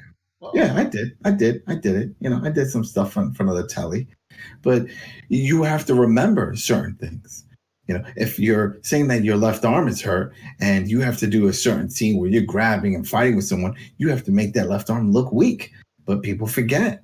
It could be 4 or 5 scenes later and you forget. And I think that's what's going on in wrestling, that they'll go and everything's happening so fast. And they're doing this and doing that, and they're calling different moves out because they're doing things majority of the time on the fly. They know the end result, but they're doing things on the fly. And then they're forgetting. So they're so used to selling certain things that's a go-to sell. Meanwhile, they're like, wait a minute, that really wasn't impacted yet. He was working this other part, and now I'm supposed to sell that. I didn't do. We seen that. I remember, was it the most noticeable with Becky when she said she hurt her leg that time, and then she quickly switched, started grabbing the other leg, and was limping with the other leg. But that's not the leg that was being attacked. She forgot which leg it was. Yeah. And then that's. I thought that was the job of the ref. I really did. I thought, because I know the ref is there to keep the time and to keep things moving, but I would think that the ref is also there to say, he was working your left arm, sell your left arm. in case they do forget these things. Or it's like, all right, I'm going to go for a stomp. You hurt your leg. You hurt the stomp leg, your left leg. You got to switch it, do reverse. And we're seeing that even with Ricochet when he's been doing that one-legged flip off the rope because he's saying that his leg is hurt, so he can't do both legs. Yeah. So it's those type of things. But again, that's all part of that's the art. It's not all about the offense. It's selling it. It's selling the defense. It's making it look believable. It's making it look like you were in a battle. We want to see that. We want to see that every match looks painful. I don't want to see after you did all your flipping and your flopping and you sold that your neck was killing you, your arm was broken, 10 minutes in the match, all of a sudden now you're standing on top of the turnbuckle cheering. I don't care who it is. You got to sell it. At least for the night, if not for at all. If there's anything that I remember Paul Heyman talked about, that was his main thing with ECW. He's like, did we have the best talent? No. Did we have the prettiest looking guys that people want to tune in every day to watch it? No. Uh-oh. He says, so what can we do? We could provide the best type of wrestling, realistic looking wrestling we can. And that was part of it, making that shit look real and painful and selling. If you got hurt and you're supposed to be out, I mean, what he said he did this with the Sandman, where they said he was blind. He said they fucking literally paid him a few weeks just to stay home and not to be seen outside. So nobody could say that they saw him outside to sell the fact that he was blind. That he was, it's like those type of things. Just like, I mean, I think WWE sort of does it still, where if you're feuding with somebody, then you can't travel with them because they don't want people seeing the two guys that are feuding traveling together. Yeah. But that's all part of selling. Sell the gimmick, sell the feud. So that's it. So I don't, like I said, I'm cool with the flipping flopping, but even that, Lucha Underground would sell it whenever our boy Pentagon Jr. would break the arm when he did that finisher. That person was out for like a week or two. Oh, whoa. Yep. Remember that? They were like, oh, he broke the arm. That person's gone. I love that shit when he did that too. Yeah, because you knew once he caught it that person was leaving for a while. Something was going on. They were going to take him off TV in like 2-3 episodes. We knew it. See, but then now he does it, and then it's like, okay, next week he's back. Oh, he broke his arm. Big correction. No, he pulled the muscle or something. Don't say he broke the arm because we know our arm takes longer to fix. Just say, oh no, he's doing like an armband or something. Oh, he hyperextended the muscle or something. You have to come up with something because saying that the arm is broken now, doesn't hold the weight. Doesn't hold the weight because you're not selling it like a broken arm. He's not coming out next week, or we're not seeing him in the back with a sling. Where it's like, yeah, it's recovering. It's all right. It's not severe. It's a mind sprain. It's pretty bad. They'll sell it, especially if you know the person's not going to be on TV. Then that's all. Those little touches make all the difference. Those little touches would have been awesome in a fucking video game. Because I knew, if you remember in the 2K games and universe mode, you could beat the shit out of somebody that they were out on injury. Oh yeah. But it was super hard to do. You had to like book them back to back 4 or 5 matches. You had to do straight up brutal matches, weapons all the time. I mean, it wasn't like you could just have a really good 5-star match, beat his ass, and then all of a sudden finds out he's injured. It never worked that way. But it should have. It should have happened even by accident. It should have happened where, let's say you go to do a high fly maneuver and let's say the guy moved out of the way and you hit the floor. How awesome would it be if your character just did get up? And I'm like, yo, what happened? Oh, man, I think there was an injury. And they do a little cutscene. And it says, oh, it looks like his knee. He landed hard on his knee. And then you get a notification or something that your guy's out for a few weeks. Now you got to play somebody else. That would have been great. Mm-hmm. And that's what we need to see. It's so many times WWE we always hear, creative has nothing for you. You got all these wrestlers, and we're always hearing all the time, all these guys in the back. What are they doing? They're spilling all the news and dirt sheets. That's what they're fucking doing. And they're like, oh, who's spilling all this stuff? It's obviously people in the back. So then do this. Write them off like they got hurt. Have somebody beat their ass or do something to explain why they're not around. But at least they're relevant in some way. That's all. It's not hard. Yeah. So that's so yeah, back to Angelico and Evans. They know how to sell. They know how to flip flop and sell. So we'll see what happens. Pretty flop. Yes. Okay, let's move on to the next match. We have Riho versus. What'd you call me? Riho? Riho? Oh, I thought you called me Real Ho. Oh, yeah. No. We have a singles match. Riho versus Hikaru Shida. And I don't know if I'm pronouncing the names correctly because, as I've already said, I don't know everybody in AEW. So, who do y'all have winning this match? I'll go to you first, Mike. I'm going to say Rio. I don't even remember this match. I don't remember. I don't know. Okay. I'll go. I'm neutral on this one. Okay, how about you, Dana? Dana. Can you hear me? I hear you now. Making sure you didn't fall asleep. Again. That's his job right now. Oh, he's got the jokes. You see, she's that person. Burn. She's that person. Riho. Oh, there you go. So Riho it is. Rio it is. Okay. All right, who's next?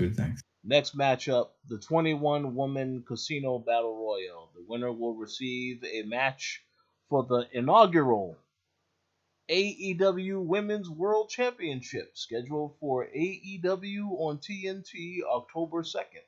Yep. Okay, so Mike, who do you have winning this? I'm gonna have to say Kong. Awesome Kong. Interesting. So I'm going to go with a controversial pick and say Brandy Rhodes. Because why not? They want to be like the McMahons, so go ahead. Let's have the McMahons who are in control of everything also. Oh, don't say that. Don't say that. Why you gotta do that? Don't do that. Don't do that. Well, don't say that. Boo, boo. Yeah. Don't be that guy. So that would be my bad choice, but we'll see what happens. So Dana, who was your pick? So, one, I just want to say that it's disrespectful again to put this on a pre-show. Yeah. Both WWE and AEW seem like they just don't respect these whole women title things that's going on. So I'm mad about that. They did confirm there are 12 spots that are confirmed for the 21 match, which is Mackenzie, Awesome Kong, Brandy, Ali, Azuka, Britt Baker, Nyla Rose, Jazz, Big Swole, Sadie Gibbs, and someone else. I hold something. I am going. Nobody seems to be excited about the fact that Jazz, 162 years old, is coming back. I am. I thought it was awesome. Yeah, but we don't think she's gonna win it. I don't think she's gonna win. Yeah, there's gonna be a few surprises in this. Remember, according to the internet, Sasha Banks is still showing up. So. Oh no! Sasha, no. Mm-hmm. No. Of course not. Of course not. But you know. I was like, she's now signed to WWE. Her soul's WWE. I need to stop now. It's just disrespectful. She's taking the belt from Becky, so that's a whole different story. I wish she would. I You wouldn't and me mind both. that. You and me both, girlfriend. It's like amazing, and she's 46, and she's still out there, and no one cares. But okay, I don't know. Just from the lineup now, from the 12 that we have, see this being, I want it to be down to Nyla Rose and Awesome Kong. So that's what I'm hoping for. Yeah. Who was the other Kong that appeared last paper? Awesome Kong? No, there was Awesome Kong. No. It was the Asian. Yeah, there was another Kong that appeared. But yeah, she stood down Awesome Kong. Her name was Kong also, but she had like rainbow hair. She was the original Kong. Oh, okay. See, I didn't know. She was the original. I didn't know there was, a substitute Kong. I didn't know there was a substitute Kong and the original Kong. Aja Kong. She was like the first Kong. Okay, see. She was a first. No, come on now, you gotta respect. Been out there. You gotta put some respect on it. Put the respect on all of the names. She's been doing this for a while. She's been doing this for a very long time. But that's what I see. Like you said, not come down to Nyla and Awesome Kong. I would love, from what we have now, between Nyla and Awesome Kong, Aja can easily come in there and that just throws the whole thing. I don't know. She could win it. Right. Go on. But what I want to see is those two. I cannot pick between those two. I would be really appreciative if Brandy just loses, is like the second person to go out the ring, just because I don't want this to be another McMahon situation. Yeah. And we already have Cody. That's already. Right. That's right. Yes. So no. Uh-oh. So how about you, Adam? Who was your pick in this match? I would probably go Awesome Kong, but I have a feeling it's going to be a surprise. And I don't see the Brandy thing because it's too soon to start doing that cheesy shit. And they keep saying they want to be different. But she started it already. Yeah, but not to win things like this. This is like, no, you can't do that. Because then you're definitely going down the path of WWE. And they say they want to be different. And to be different is to avoid this type of shit. Don't do it. Don't be that group. Don't do that. Don't talk shit. And then all of a sudden you start doing the same old stuff of like, oh yeah, management's going to interfere. Because this is what everybody was saying even when we first found out AEW was put together. One hand, oh wow, this is great. All these great indie wrestlers from New Japan, all these other areas, they're all coming together, starting promotion. And then on the other hand, wow, all of them have higher up roles? Really? They're all executives and VPs and all this shit. Ah, man, because they're all active wrestlers. That's where it gets tricky. So every time they win a match, it's always going to be in the fans' back of their heads. Like, well, I guess they put themselves in that spot. So it can't be that obvious. Yeah. So maybe she might try to interfere, but I don't see her winning these type of matches. Interesting. Okay. Move on to the next match. This will probably be for sure an exciting match. We have a Cracker Barrel Clash, and I don't know what the hell type of. I was about to ask you what is a Cracker Barrel Clash? Well, I have no idea. Sponsored by Cracker Barrel. Stop it. We all had to have our gimmicks. Oh, yeah. We had Ziggler. Remember, he was Colonel Sanders. So do not talk about Cracker Barrel. Okay, so that's. I mean, I like Cracker Barrel, but sounds like a weird name for a match. Cracker Barrel Clash. Yes. So we have Darby Allin versus Joey Janela versus Jimmy Havoc. So Dana, who do you have winning this match? The Cracker Barrels. Uh-oh. I have Darby Allin. I like Darby, and he's still young. Oh, here's the thing: I do like Darby Allin, but he didn't win the last time, from what I remember. So. Well, now remember, you don't have to count that because now it doesn't matter. They made sure that they said that win-loss thing doesn't count until the TV show, so anything can go. I think Darby Allin wins.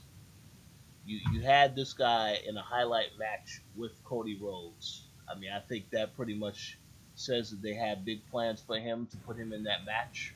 And of course, that match ended in a draw, so there was no definitive winner. So, yeah, I say Darby Allin probably will be the favorite to win this. If not to him, then maybe Jimmy Havoc. But we'll see. We'll see. How about you, Mike? Like I said, I think it's gonna be an exciting match as well. I think I'm gonna go with Joey Janela.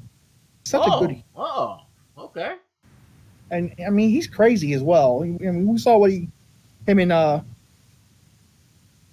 Moxley did. That was an awesome match. Yeah, and then look, Moxie's paying for that shit.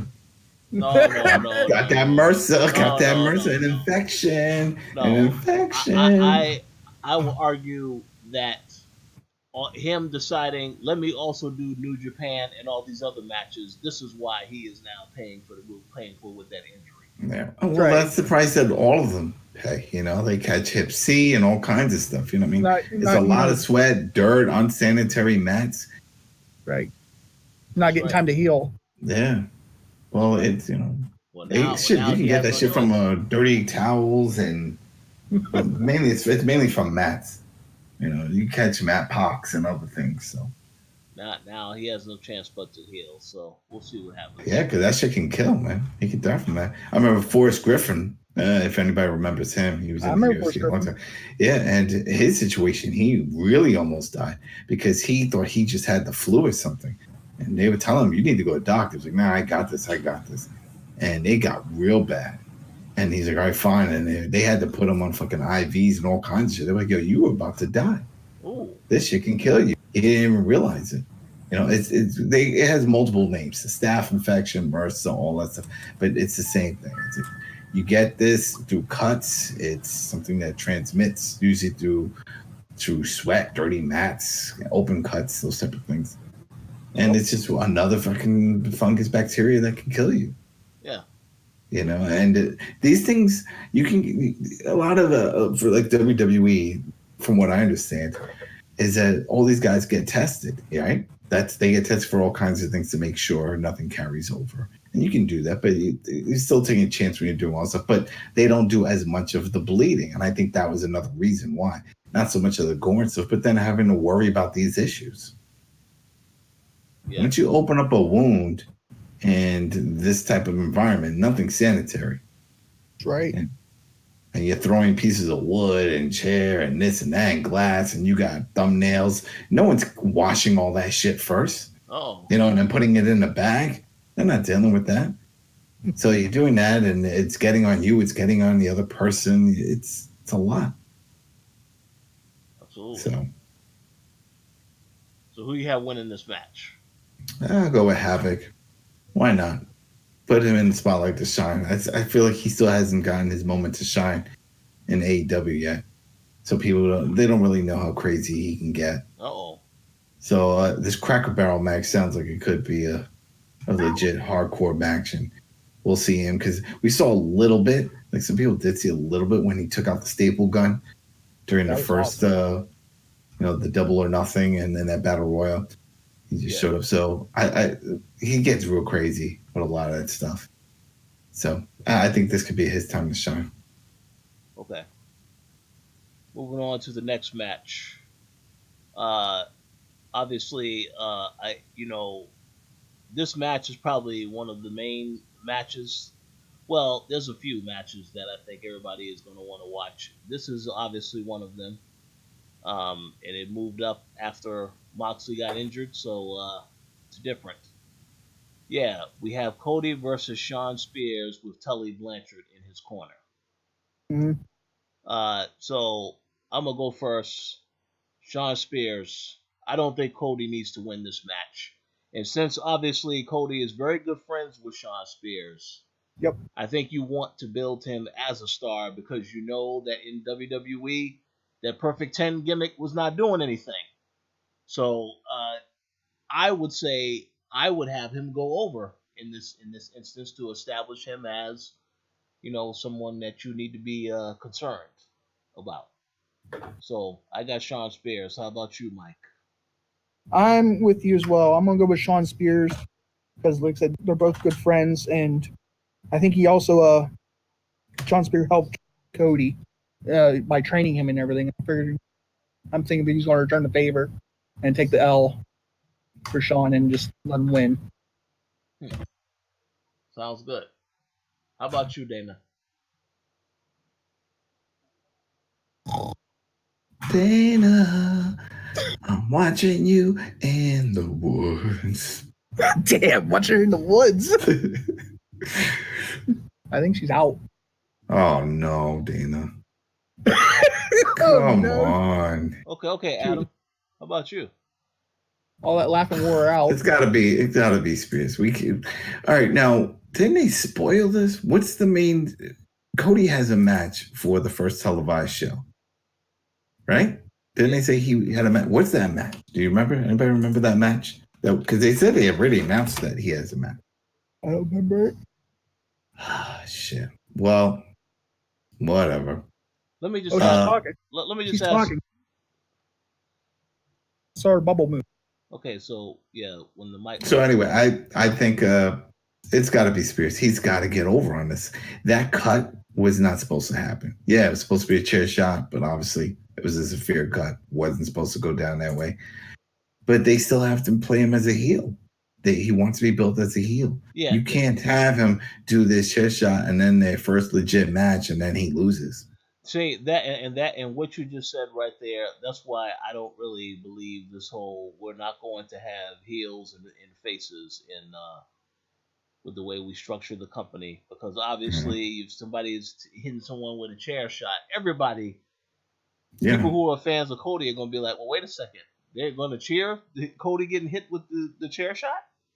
and maybe that's it. I think that's what they want the fans to do it. I think their way of explaining it, or they're trying to explain, is that they're not going to force feed you who you should be cheering for. Yeah.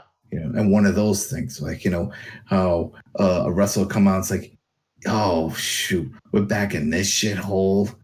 That type of thing. It's like, oh, you're going for the cheap booze and stuff. It's like, yeah, you know what? Every time I hear you guys smell like horse manure. And then obviously you're setting it up that we're supposed to boo you. And I think that's what they're trying to say. Or someone come out and with the cheap house, like, I love coming here to Virginia. So, yeah. Yeah. So. Yeah. We'll see. Oh, she dipped out. She dipped out. See? She's having technical issues. All right. Well, she'll be back. I'll be back. Okay, let's move on to the next match. We have the now I don't know what the hell type of tag match this is. The Escalera. I don't know how you pronounce this shit. What? Escalera de la Muerte for the AAA World Tag Team Championship. Why don't you just say the World Tag Team Champion? Well, You don't have to. Well, yeah, I'm trying to figure out what that other part of that match is. But yes, we pretty much have the Lucha Brothers, Pentagon Jr., and Rey Fenix versus This is gonna be an exciting match. the Young Bucks. So now wait, go ahead. There might be an asterisk with it because I heard that Rey Fenix got hurt. Well, no, I heard he got hurt, but I also heard that he's going to still work this match, even though he is not 100%. Yeah.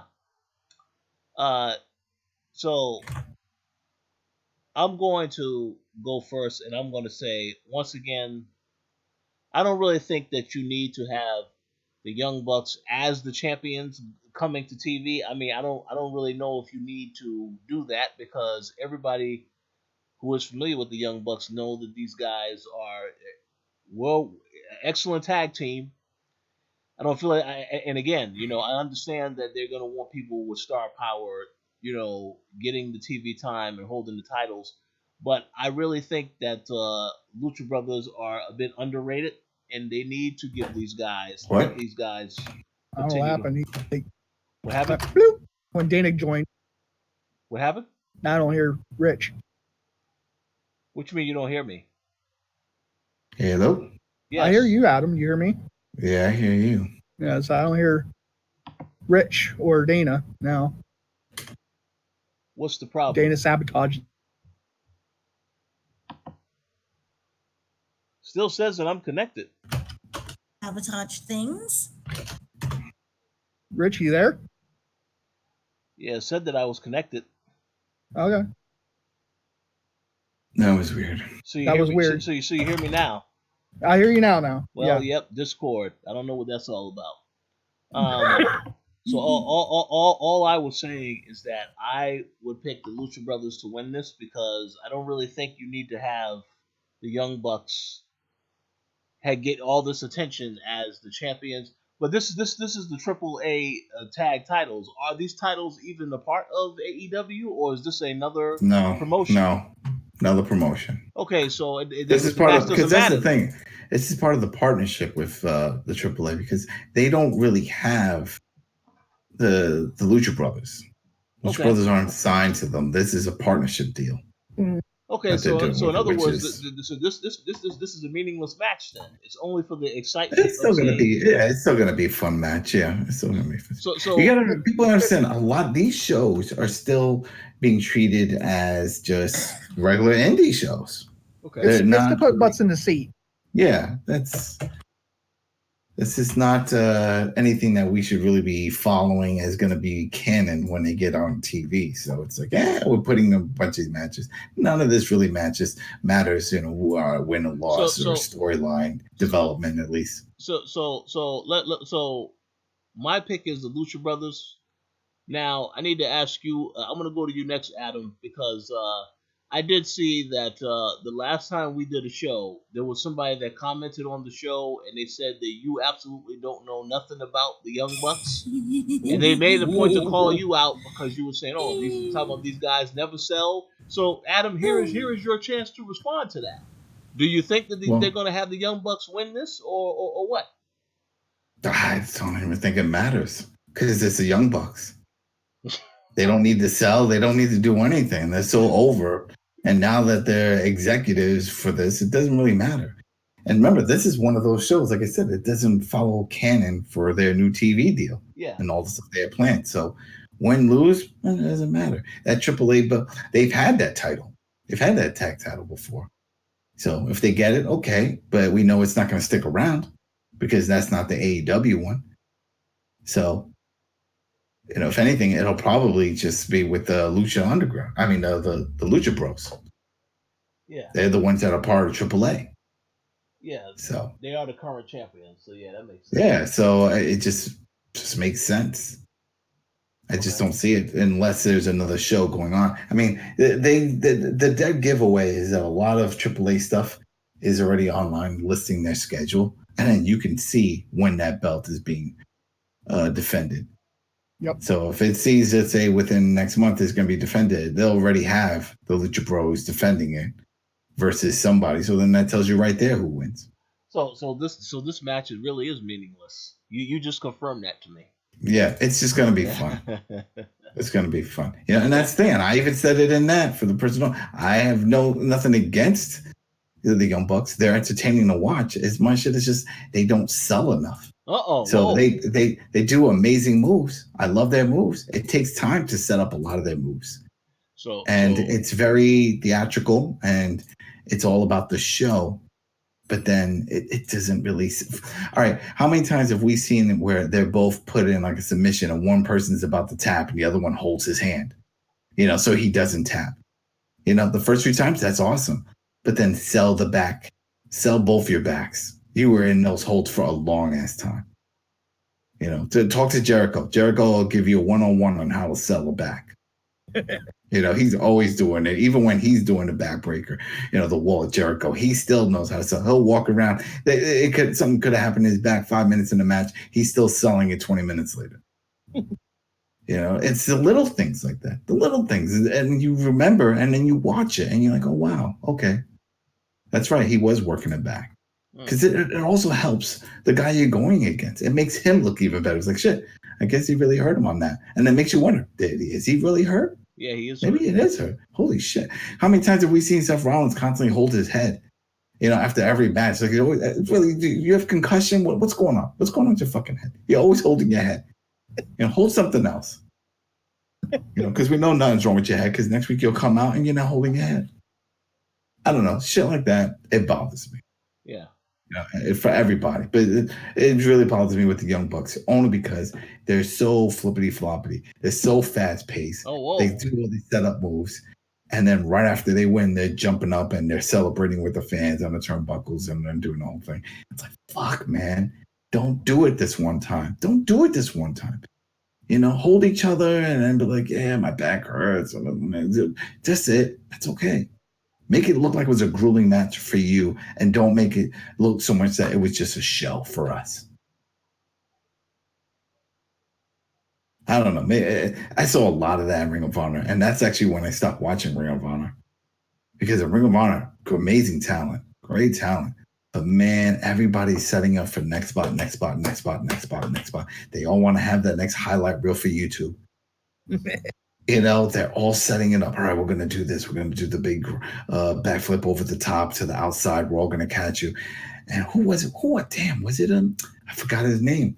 That broke both his shins when he did the flip. Do you remember that? And he hit the guardrail, and both his shins just shattered. Hey, whoa! Fuck, who was that? It was in Ring of Honor, and he did a moonsault to the outside. And there's a whole group of guys. He was going to land on all of them, but he went too far out, and it was just not enough space from the ring to the railing, and his shins. What was that? Orion. Oh, boring? I said TK Orion. All right, TK Orion. And it was fucking brutal. But they do a lot of those type of spots. And it's fun to watch, no doubt. I love it. But I also like to see when they sell these things. Yeah. So it looks like it was a brutal match.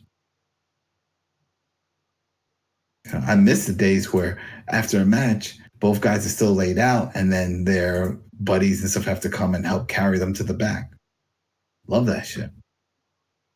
Well, you pretty much say we're not going to see that in this match, so let's just not even anticipate that type of finish.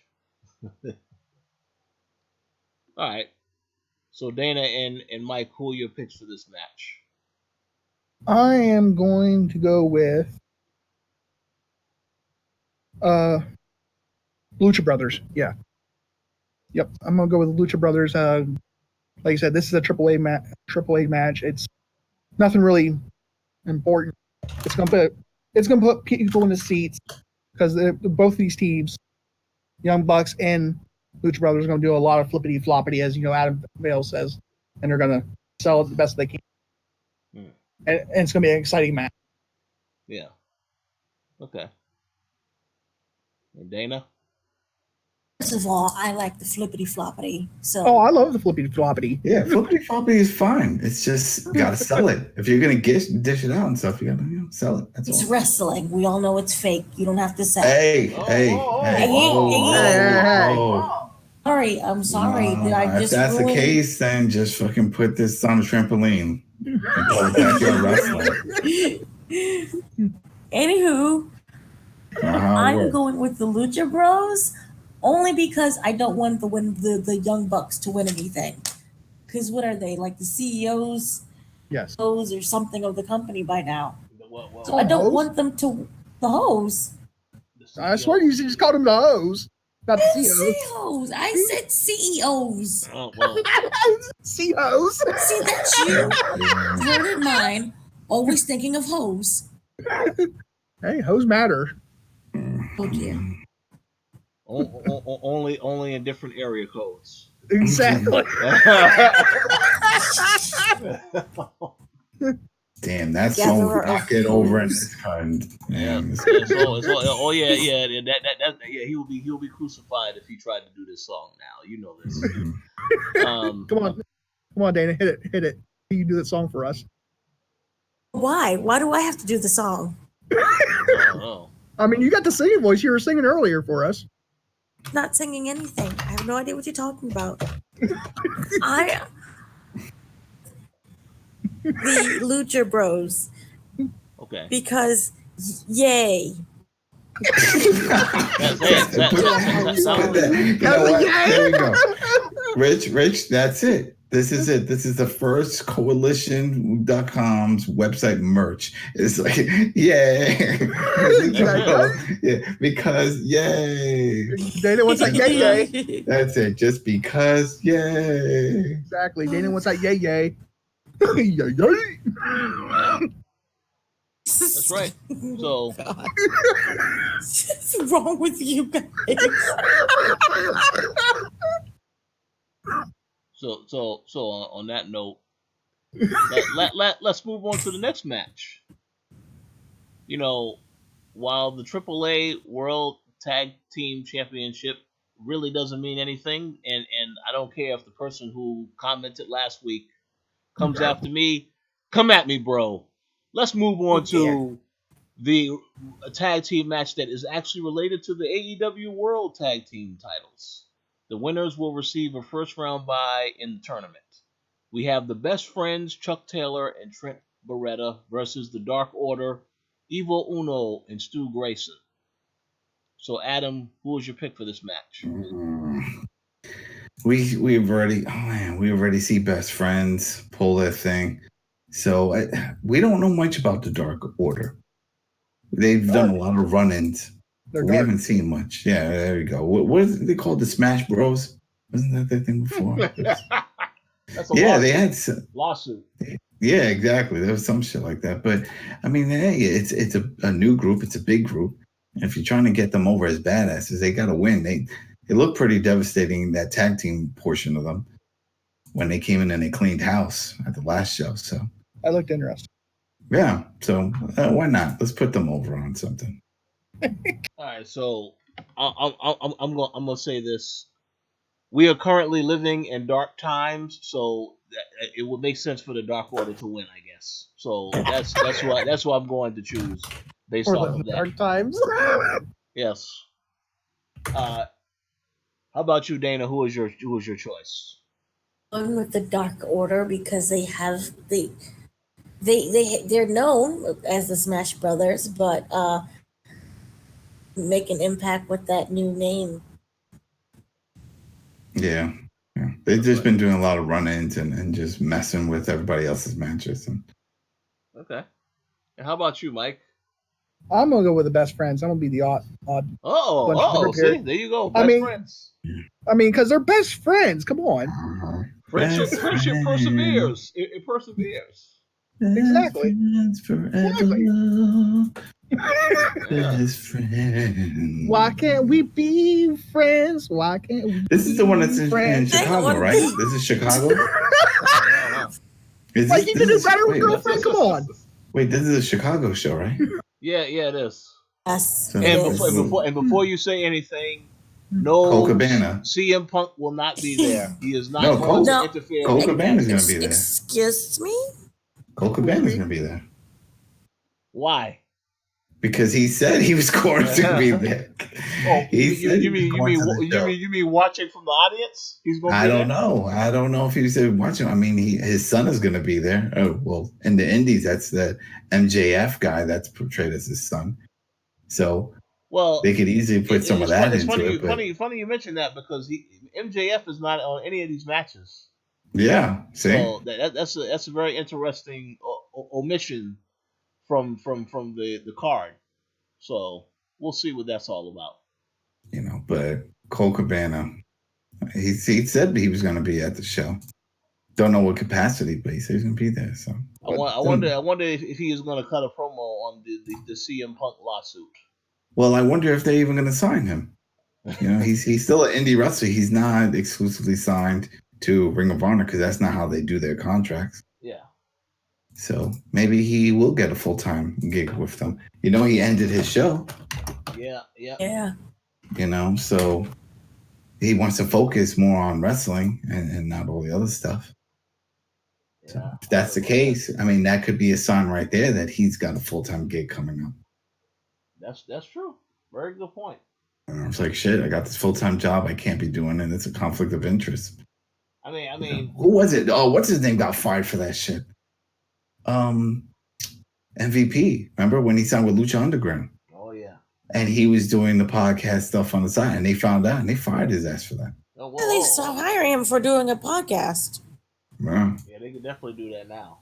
Doesn't make any sense. I guess maybe they told him not to do it, or at least not to with their talent, because their shit is taped. Hooker still has a podcast, and he's on WWE. Yeah, but he's not an active wrestler. MVP was a wrestler, and their stuff is taped months in advance. So I guess they don't want any slip-ups. Don't worry, Dana. Booker T will be punished soon when he in the next couple of weeks when he comes out to talk to the fans and then gets attacked by the Fiend randomly. So ducky, quack, quack. He's given us all kinds of good wrestlers. We got Amber Moon thanks to him. Yeah, the wrestler that plays video games in the back and you don't know anything about the character at all. on the main Well, roster. I know she's female and she wrestles. What more do I need to know? She used to have a cool dark gimmick, but they threw that out the window. So she's just a female who likes to wrestle. They Could really, be Bailey one day. Okay. That's not going to happen now. Not now. But we'll see what happens in the future. I can see her going back to NXT once they go 2 hours. They have a lot to figure out as far as that's concerned. I'm pretty sure we'll have. I just hope they don't just bump down a bunch of former NXT people. Switch it up. Throw some SmackDown guys, throw some Raw, throw some UK dudes. Yeah, you probably will definitely see some NXT UK people making appearances on there, so they can try to advertise NXT UK. And that's going to be what they advertise for the network. Shit. Oh yeah, I don't think so. And takeovers, the takeovers are still going to be on the network. So yeah, no, the pay-per-views and all that stuff. But if that's still not enough to draw people 5 years later, then come on now. They got to figure something out. They got to figure it out. Okay, next match, and in my opinion, and I'll be very candid right now. I was excited for this event because of the thought of Kenny Omega versus Jon Moxley. Then the Moxley injury happened, so now I don't. There's a lot of matches I don't really care about. This is a match that it has no story development, there's no promos cut, nothing. So Kenny Omega versus Pac. Now I'm glad that Pac is coming back, but I feel like that was a surprise that was meant to be saved for a later time, and they just said no. We need to announce another opponent for Kenny Omega. So. I don't know, man. I think that whole thing got scrapped a while ago when Pac said he didn't want another full-time gig. Yep. Oh, so that was because remember when he first came out and he talked about it when they did that whole thing announcing him. Yeah. But then it was that he decided later on that he just wanted to do select appearances and that have a limited. He didn't really want to do a whole full-time, multi-year scheduled deal. I think that's what this is. Going to be so Pac. So basically, you saying that he's going to lose to Kenny Omega then? I don't think he's going to lose. I think they'll let Pac win this. Yeah, because I mean, they even said it was like a conflict of interest of why he backed out of the last show that they had him for. But didn't he have a feud with Adam Page though? It was something. Yeah, it was something with that, and it's just he's a top guy where he's at in the UK. Things are going okay for him. So and financially he's fine because he not like Cena, he doesn't blow all his money. So whoa. Yeah. He's okay. He's okay in that front. Okay. So and he's doing what he wants to do with his career. Okay. And so I think it'll be one hell of a match. It's definitely going to be a good match. I'm looking forward to it. And that's the thing. A lot of these matches, he puts on a good match. A lot of these matches, win or lose, it doesn't matter. It really doesn't matter at this point because these are just one-offs. Actually, all of these shows are like one-offs. Well, actually, I certainly would argue that the next match after this does matter.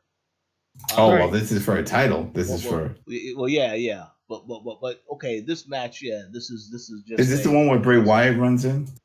Oh no, Bray Wyatt! Listen, if Bray Wyatt ends up in AEW, then WWE really messed up this character. Damn, I really, really wish that one of these wrestlers had like a good attorney that can work out some kind of contract deal and find a loophole where it's like, yeah, no, you signed the Fiend, and that was in the new contract. You didn't sign the new Bray Wyatt. No, we signed Bray Wyatt. No, the new. That's his name. The new Bray Wyatt. We got you, suckers. And now he's signed and he pops up on both shows. Well, hey, that'll be certainly interesting. But won't happen. Only in the reruns. Yeah, no. So Dana, who was your pick for this match between Pac and Kenny Omega? CM Punk. Oh, please. Punk. There you go. He's gonna run in and just Nobody wants to see that. Start destroying everyone. Nobody wants to see that. Didn't a fan attack him while he was doing MMA commentary, or was heckling him or something? I think so. recently about this. You know, and that's the other thing. You know, he's got his gig doing MMA stuff. He's doing the commentary, and he's involved. I don't understand why people just can't let it go that that's what he wants to do. Whoa, You know, we talk about all these wrestlers that just can't leave the business. They're always around it, and they go to the cons and stuff. He does not partake in these things. He does not want to be part of these things. Let him go. There's one guy who actually wants out of the biz, which is very rare.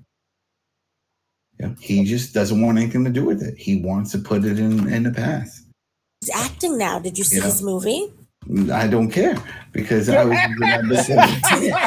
Damn, I was like, I don't care. I was never a punk mark. It just didn't do it for me. So it's like nothing personal. I mean, it's a fucking wrestler, whatever. Go do what you got to do. You tried MMA, it didn't work out. Okay, go do the commentary. Try to do comic books. Do whatever makes you float your boat. I just don't understand why everybody's up his ass trying to get him back. Why they chant his name and do all this. I was like, let him be. Well, hey, I agree. Let him be. That's it. Let him do what he wants to do. He's happy. His wife is, writing books and got a TV show coming out. I mean, they don't need to live the life of a wrestler, which is a grueling fucking life. You work for that money. In the Glow comic book. He's doing a Glow comic book. All right. Well, she is. AJ is. Oh, she is. Okay, so she is. That's what I'm saying. They're busy. They're doing shit. They're doing stuff. We don't need to have them dance around for 4 or 5 minutes in front of us to do their little shit. We don't need that. And that's why I feel whenever I hear that type of the chant, CM Punk and all stuff at WWE events, it's just to troll them. And WWE, that's it. And WWE sets himself up for when you got Shane coming out saying he's the best of the world, and now you got Daniel Bryan doing the go to sleep. Yeah. You're doing this. You're purposely doing this. And it's either one or two things, and I think it's the latter, which is they're just trying to reclaim these things. Yeah. They want to reclaim the best of the world as that's their little gimmick because they've used it for other things. And to go to sleep it's a cool move. And they're like, we want to bring that in. It's not dead like a Chris Benoit move. So they were like, let's bring this in. And they had, what's his name, doing it, Kenta, for a while. He was doing it. Kenta, yeah. He created the move. I think they should his move. What was his name when he came to WWE? Hideo Itami. Hideo. Yeah, Itami was doing it. He created the move, But here in the States, it was CM Punk that made it famous. So, but still, the hardcore fans they knew he created it, and he created a lot of moves. Hideo Itami is not even wrestling. He's in. He's not wrestling there anymore, but he's over in Japan. He's over there, part of their tournaments and stuff. Right, and me personally, I think they should give the GS to Aleister Black because he is like the CM Punk ripoff. The Black Mass is a good finisher. It's a decent finisher. I mean, he catches it. He does. I'm sorry if I was caught off guard, but I don't know who the hell you guys are talking about because I haven't seen this guy on TV. I'm still waiting for somebody to answer to know. They're waiting for his hair to grow, and it's taking a long time. They decided they were tired of the mullet, so they're like, "Can you grow the rest of your hair? It's going to take time." All right, we'll wait. I like the mullet. I like the mullet look. So we'll see. Tommy End. He's great. He's great. I really wish they just took the mic away from him. I thought he was just going to be the next Undertaker, the modern version of Undertaker. Well, it looks to me he comes out like the coffin thing. He's got the candles. He's got the whole dark thing going on. It looks to me like he is a special attraction because I don't really know what. I mean, I thought you were supposed to be building up this guy to eventually be in that main event title scene. I'm not seeing that at all right now. I'm not even seeing him on TV. So what is I don't know what the plan is because Ricochet, obviously, this guy has already had the United States title and is now featured heavily in this tournament. So I don't. Ricochet has the benefit of being on Raw, where Paul Heyman is running the show. Yeah. No one really knows who the hell's running the show, right? I think it's just Vince still on SmackDown. Yeah, Vince, who keeps rewriting scripts of the last minute. Yeah. So, That's the That's the horrible. services he's been dealt with. Yes. Me personally, I always thought Aleister Black was good. Even in NXT, he was awesome. Oh yeah. Yeah. Just I agree. like y'all said, Vince just doesn't know what to do. Exactly. So, yeah, Mike, who is your pick for Kenny Omega and Pac? I'm taking Pac. Down. Kenny could lose this one because this. It definitely doesn't matter now for anything. It It's doesn't not part of matter. the feud. Right. And, Like I said, Pac can win this, and Kenny could lose. It don't hurt anything, and it's not a part of the feud, and it can go. It's not going to go carry on into the TV stuff. yes, I agree. And Dana, you said your pick already, correct? Yes, I said that it was going to be CM Punk. she said. no, yes. It was gonna be Pac. Doesn't really matter. This is one of those matches that just had to be because of the whole John Moxley situation. So yeah, Pac is gonna win. I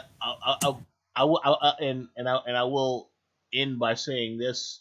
It's unfortunate what happened with John Moxley, but I will say that this will be to AEW's benefit because now this is a feud that you can showcase when it actually comes to TV and build upon that and so on and so forth. So that's a good thing. And finally, the main event of the show, the singles match for the inaugural AEW World Championship. AEW, AGW, PPW, eat an egg roll. There you go. That's right, egg rolls. Love egg rolls. We have real egg rolls, big egg rolls. And I'm going to make a prediction now that we all will not agree on this. We have Adam Page versus Chris Jericho. So I would like to go first and say Chris Jericho's winning the belt on tomorrow night, in my opinion, because I'm not really sold on Adam Page. In the last two event pay-per-views, they have not really done a good job of making me care about this character. Obviously, you can give him the belt and then build the character on TV and get him over or whatever it is that they're trying to do with this guy. But I think obviously Jericho is the star power, and as a heel and having baby faces chase after the heel, I think that is exactly what they would want to do, at least for the debut on on TNT. But that's just my opinion. So I'm gonna go to you next, Dana. Who is your pick for this match? I am. Can you repeat the people? Adam Page versus Chris Jericho. Yeah. Adam Page. Adam Page has not been looking strong recently. He just has not. And Jericho, he just showmanship. And Adam Page has kind of been floundering. Adam needs it more with him winning because he needs it more. And again, I know that overall this is kind of like a throwaway match or a throwaway show until October. Build that going into AEW on TNT, that people need to start Adam Page seriously, and he needs this win compared to Jericho. Okay. Sounds good. Okay, so Adam, who is your pick on this match? There's only one person that can win this. And you got to do this because it's going into TV and you're going into making money. And we all know it's about star power. That points to Jericho. Jericho has to win. Jericho is going to be the face, the recognizable face, because they can't hope that it's just a bunch of smart marks that tune in. You gotta get the actual casual wrestling fan. As much as people think that this is going to be a special show just for them, sorry, it's just not enough. They need the casuals to tune in, to watch, and they need to see some faces they know.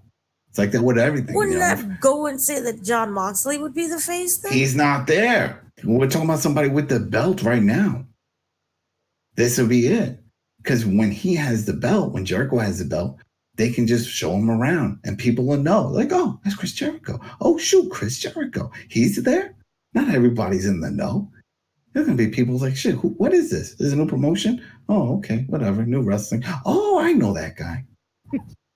That's it. The face has to be a recognizable face. So it just makes sense. I'm pretty sure that they would have considered Moxley, but now he has to finish this feud with Kenny Omega first. Well, even that, you can't rush a staff or the Mercer that they want to call. You can't rush this. There's no time for it. It's not like, 2 to 6 weeks or whatever. No. Yeah. Your body is fighting for life or death. That's it. He could pass away from this shit. And then what? Then you take this lightly. You look that shit up. I'm telling you, look it up. You'd be surprised. That elbow cut led to an infection. There's fucking people that die from fucking gum disease. Yep. Gum disease. Mercer's no joke. I'm just preaching the truth right now. Yeah, that shit. I used to work in the hospital. I used to work in the hospital as house, and we had to, gown up and everything, and wear face masks, eye shields, and everything when we went rooms that had MRSA. Yeah, it's no joke. So I'm sure he said he caught it early. He saw some signs. He's had this type of shit before, but that he was out for a long time. So who knows how long? And then obviously he can't train. He's got to take all these antibiotics and all this shit. His body's fighting a serious infection. Mm-hmm. And who knows how long he's going to be out. So right now, don't even count him. Don't even count on a return. Don't say, well, what about next month? Nope. Don't even think about it.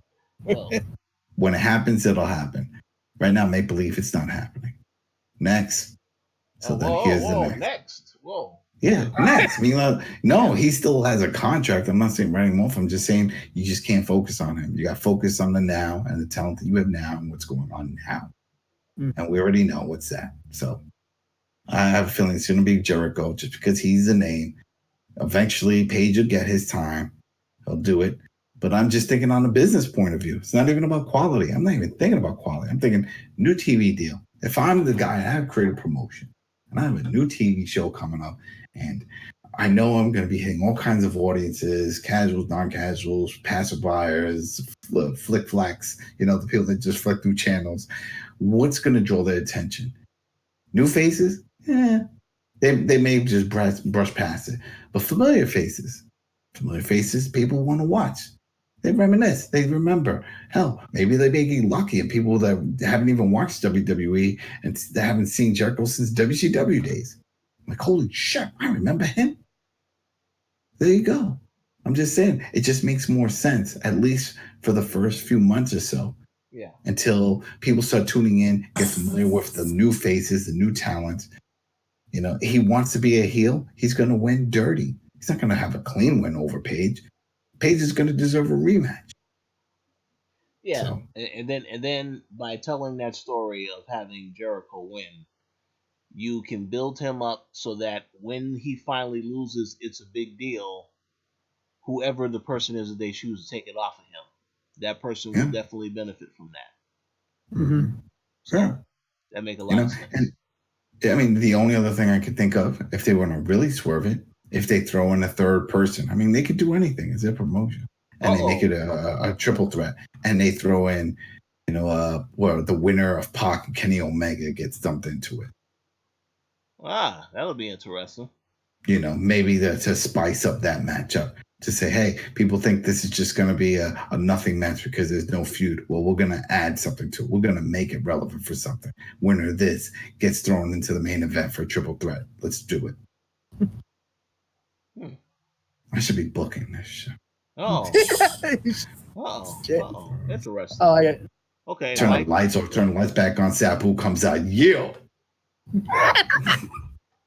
Okay, Mike. Okay, we got Adam Page versus Chris Jericho. I'm going to say Chris Jericho's going to shine.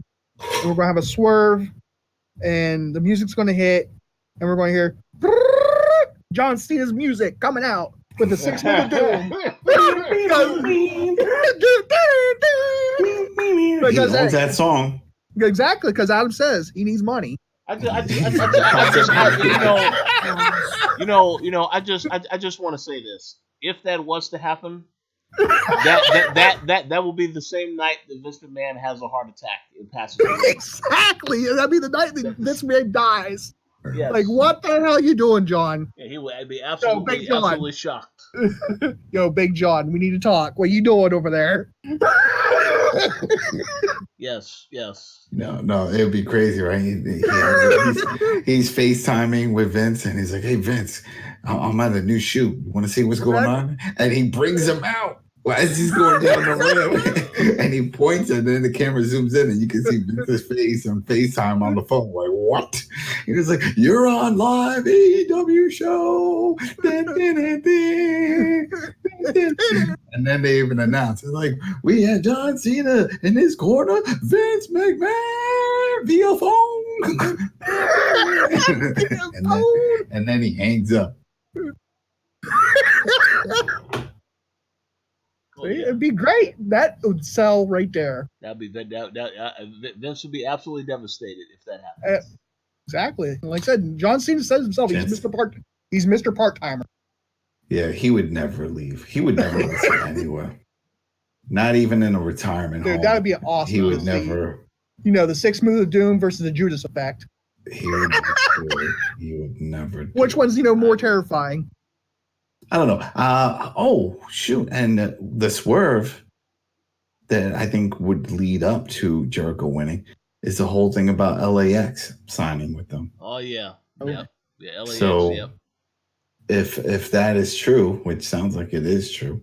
You're talking about Hernandez and the other dude? Yeah, the other, the two dudes it's not the original LAX anymore, but it's the most recent version of them over from Impact.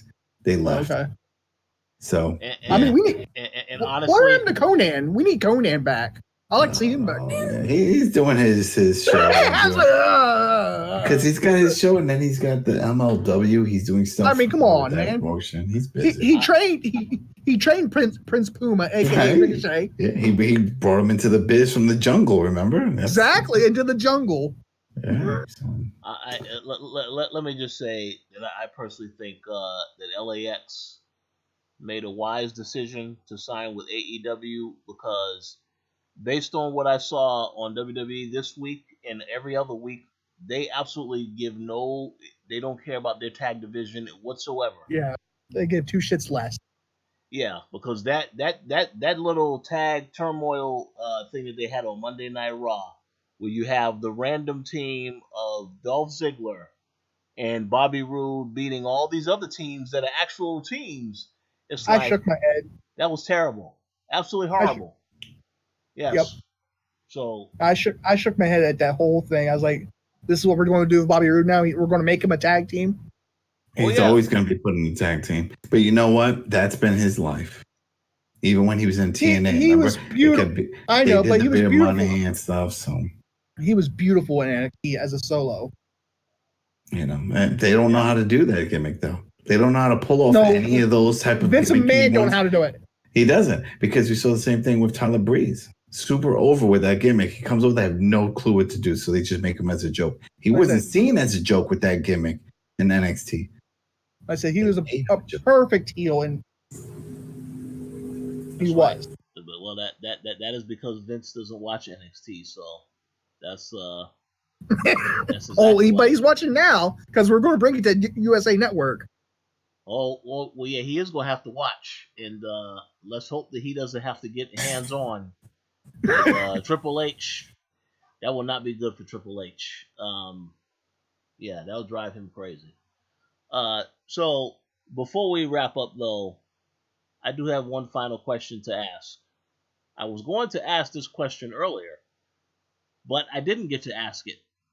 We all know what happened. So now I'm going to ask the question.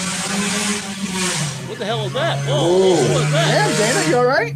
You can hear that? Yes. Fuck, that sounded like you just went out on a NASCAR track. I thought that was her astronaut doing something. It's drag racing in the middle of the street. Yeah, they drag racing from like the 14th floor. Is that what you're saying? It's drag racing? So I'll tell you They're what. filming Fast 10. Wait. Where are you tonight? My house. They're filming Fast and Furious. You're up in. Wait, not up. You're up in the clouds. Literally, that sounds like that was right out your door. It came fast, believe me. They're Adam. It went fast too. Well, hey. Speaking of fast cars, this is my final question for tonight. What the hell do y'all think about how they handled this Roman Reigns storyline with the mystery attacker that tried to hit Roman Reigns, and now the guy's doppelganger? No, I don't give a shit. Yeah, I haven't given a shit about Roman Reigns for a while. I'm sorry. I don't care where it's going. I don't care if it's going with Daniel Bryan. It doesn't matter. Sick. It's whack. It is. It was whack. It's whack. It's all whack. It's pointless. What they really should have did was have be somebody that they call up. Yeah. Have it be somebody from, the UK or NXT. Use it for something. If this is all leading just for him versus Daniel Bryan, it's a waste. Well, because then we all saw this coming. Well, it's definitely that now that Daniel Bryan got speared, so that match is definitely going to happen now. I was so confused by it. I think I'm like the only stupid one who legit didn't get it. I mean, I'm with you on that one, Dane. I was like, I don't know why he slapped the shit out of Rowan and everything. I'm like, what is going on here? It was so juvenile to the point where I just missed the point. He's like, he lied to me. He lied to me for years. But the thing is, even with that image that they showed, it wasn't clear enough to see the face of the guy. So how did Daniel Bryan know? Oh yeah, that was definitely Rowan. That made absolutely no sense at all. So that is a horrible writing, horrible direction. And by the way, Vince did rewrite that script for SmackDown this week. So if you're wondering why, because there was a report that came out later that said, oh yeah, Vince rewrote the script. So this rewrites a lot of things that could have been really great. Remember the whole limousine explosion and how he had another child, and the child was not supposed to be Hornswoggle. It was supposed to be one of the divas. Oh yeah. Which ended up into a feud with Stephanie. So kind of made that Hornswoggle. So he's known for ruining his own stuff. Whatever. He lives in his own world. Exactly. I don't get the doppelganger thing. That was just beyond stupid. I would have rather Hornswoggle. He lives in a fantasy world. Vince does. That's right. Absolutely. I'm hoping when this whole football XFL takes off that he steps down. Like, here. Damn, those logos are ugly. I can't believe he decided to do that either. It's like, why? Why? Why do you assume that everybody wants more of everything? I mean, he's got the teams. He's got the names of the teams. Yeah, I don't see it. I just don't. You saw the names of the teams. Some of those names of the teams are like, what the hell are these teams? Yeah, no, it's they're crazy. Whatever floats his boat, but it's still, I just don't see it. I don't see the desire. It's like, I know, think about this. People think, oh, well, there's only one pro thing with football. No, a lot of people watch college football. College football is a big player. And then we already saw one new league fail within like the first few months of the season. That other league that just popped up and it went out of business. In fact, they bought some of their equipment. So I don't know how they think they're going to fare much better, even with TV rights and all that stuff. I don't think it's... Remember, they're getting the roster cuts, the NFL roster cuts. It's just poopy pants. The whole thing. Stupid. Nobody asked for this. No. No. This is his dark fantasy. This is what he wants. Well, no. Adam said he did ask for this. XFL. As for the Battlehawks, you want the Battlehawks? I don't want any Hawks. I don't want any birds endangered in any way. I don't. Yes.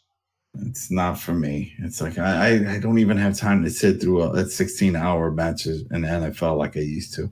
Hey. They just drag things out with the commercials and stuff. It used to be very fast paced. The Houston Roughnecks are going to win it this year. I'm telling you. There you go. It's gonna be Houston Roughnecks versus the New York City Guardians. The Guardians. Do they have the little berets like the real Guardians, Guardian Angels? Do they have that? Is that like a part of the thing? It looks like a lion is a mascot for the Guardian. And where are they playing out? The New York one? Because, space is very limited. So where did it say where they're playing? New York. No. New York. That doesn't help. Where? Did it say where? New York. No, it doesn't say where. Because that could be upstate. The XFL? New York. Yeah, they're New York's team. Where is their New York team playing out of? New York. Oh, the New York. You keep saying New York. That could be anywhere. Where is New York? MetLife. That's MetLife. MetLife. New York. It's paying out of Metal. That's not New York. That's Jersey. Yeah. See, there you go. MetLife is in Jersey. And let me add that is a horrible choice, because we all know from those of us that went to WrestleMania and how that was handled after, when people were trying to leave the stadium. That was just absolutely horrible. So they better be prepared for if people actually do decide to show up. Which is funny that that's happening, because then it's like, hey, we don't even see you as a threat. Go ahead, play in our damn stadium. Go ahead. Oh, yeah. We'll take your money until you go out of business. But hey, maybe that team will do better than the actual New York teams in playing football. We'll see. We haven't had a proper New York team in a long time since the Jets left Queens. Yes. Just saying. That's right. Just Nice. saying. Coach. So I believe that does conclude our show for this evening. Any shout outs? Tune into the Patreon for the next 4 hours episodes and Oh yeah, well I will announce now that we certainly will be back, because Clash of Champions is about 2 weeks away. So yeah, Okay. I'm looking forward to that pay-per-view. So I want to see why I want WWE to explain to me why Seth Rollins and Braun Strowman have multiple matches on their card. So yeah, I can't wait for that recap, that prediction show. But yes, thank you all for listening.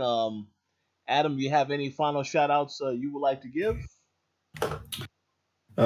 Shout out to you guys. Shout out to Gary for lifting up my suspension. I thought I was gonna get fired last time, but it's like he cleared things up. Everything is cool. Yeah, shout out to everybody on Throwdown. Shout out to Game Over Greggy. He lost the bet. So everybody kind of funny. They owed me some money too. And let's all have fun watching wrestling. He knows what we're talking about. The Kofi Kingston bet. He knows. So as long as he hits me up on my Twitter. Well, allow me to say that after that, that's it. And go play some video games. A lot of video games. There should be some wrestling ones, good ones coming soon. So I'm waiting for that retro. I want that retro one. Yeah, that one looks like it's gonna be fun. That's what I'm wanting. I want a fun wrestling game. Absolutely. Shout out to Ukes, who is rumored to be working with AEW to get that wrestling game out. That's also fake news. Wow. Not fake news. Because remember, you know why? He's full of shit. Because he said that they were working before that whole thing happened, that they were working with another studio that they were going to bring back the No Mercy type feel. Remember that? And that was before Ukes. And now he's switching to Ukes? Come on. And allow me to say that I will no longer refer to that company as Ukes, because I have lost respect for them. So I will instead call them Pukes, because every time I think about playing a game that they make, it makes me sick to my stomach. So yes, cool. There you go. How about you, Dana? Any shout outs you want to give? Shout outs to everybody who's listening, and keep watching wrestling. Yay to Tony Schiavone, who is now got a job. He is not an announcer, which makes me sad. I still would like. Well, he'd always fill that spot. There's always going to be people that have to come and go. I still would like to know who he pissed off in WWE that they'll never take him back. Vince McMahon. They take everybody back. Vince takes everybody back. I think Vince said Triple H. If it's not done, it's Triple H. Somebody. Gotta be some shit. He even brought in Eric Bischoff. Think about that. You brought Eric Bischoff back. This is a guy who legit tried to put you out of business. Yeah. Eric Bischoff hasn't been watching wrestling though, so he is just there to help work with Fox. Yeah, but still, man, you still brought him back. You know what I mean? Think if can any one of you, if you had a business and you had a competitor, could you imagine rehiring? You hired him once, then you let him go, and then now you sort of have to bring him in to help with some other issues. No, they said that WWE really wanted him, and it was with him and Cody Rhodes. Like Cody Rhodes sat him down. He had to go and meet with Tony Khan, and they met and they talked for like a while. Wait, what? Yeah, no. Cody Rhodes. Cody. Are you saying WWE wants to buy AEW? Oh, no, I am saying that WWE wanted Tony Schiavone. No, we're not talking about Tony Schiavone. Hey, who are you talking about then? We're talking about Eric Bischoff. Nobody wants bringing Eric him. Bischoff. Here's somebody who tried to put him out of business. Well, I think no. Try to put his. Bringing him back. No. This is what happened. I think that Vince is being really weird and is buying everybody, even though they're not being used. Because I don't think Eric Bischoff is being used, and he's not a writer. He didn't touch anything. He ain't doing nothing. No. I think that he is in this weird fear tactic, and that he doesn't want anyone to go to AEW, and that's why he brought him to the company. I think it's even more than that. I think it's just he's so used to having control that even if he brings in help, he can't see himself taking the help. Right. There you go. Then he's just buying him so that he doesn't go to competition. Yeah. But it's not like that. It's not that kind of drive. If that's the case, and don't even go outside. Stay home. You know what I mean? It's like, oh shit, where is he? We're hearing he's at these events. Eric Bischoff, he's showing up. It's not like, oh, where is he? Oh, he's fucking home. He didn't even move to Connecticut. You know, it's all for paper that he's signed. But that's not the case. He's actually flying out to these shows. He's sitting in meetings. He's not contributing. But not yet. But I think there's something to it. And I think that also Vince doesn't want to give up that power. Yep. This is all his. It's all his shit. Hey. You know, Vince. I got. But think about it. Just think about this. Think of if you were at work. You were at work and your boss said, "Hey, can you wear this headset? What's this for?" I don't know. I feel like whenever you do your job, I think I can do your job better. So as you're doing the job, I'm going to tell you certain things that I want you to do, and you don't even argue. You just do it. Oh, whoa! Can you do that? Whoa. And that's what he does with Corey Graves and with JBL when they sat in that spot. He's in their headset, and when they spit out shit that doesn't make sense, one-liners or certain comments that just feels like out of left field. That's Vince in the headset telling him to say that shit. Mm-hmm. Probably right. is. And that's what he has to do. I know him right because he said it. Corey Graves said it. Hey. It's boss time. Yep. With all these things, to keep screaming, big dog, and doing all that. Come on, man. Some things get fed in, and you have to say it. You have to say it. So imagine if here's a boss who's willing to go that far into being a micromanager, that he has to be there but not there. You know what I mean? Like he's watching. That's more than just being an interactive TV. Like imagine if you're watching TV, it's like shit. I want that comment to say that fucking number 4 sucks. Say number 4 sucks, and then someone on TV says it. Number 4 sucks. You know what I mean? It's like that is awesome. But I think that's the issue. And we've seen that setup. He's over there in Gorilla in front of a monitor with a headset, and that's what he's doing. So if he's willing to do that, then I'm not surprised that he rewrites the scripts and does all this stuff because he has that full control. And it's very hard for him to walk away from it. And people are like, yeah, but then why are you not doing it all on Raw? And so, because Raw's not the big money show right now. SmackDown is. He's got to get those numbers up He's got to do some big shit now for the Fox deal. He's got to get it up. And he has to show those investors and that new network that he is all hands on deck. Yep. It's So his that's OCD. why. That's it. It's his OCD. So that's why he is there. That's why he's rewriting scripts, even if it doesn't need to be rewritten. They're not dumb. These guys have the internet just like us. They're not all old fogies.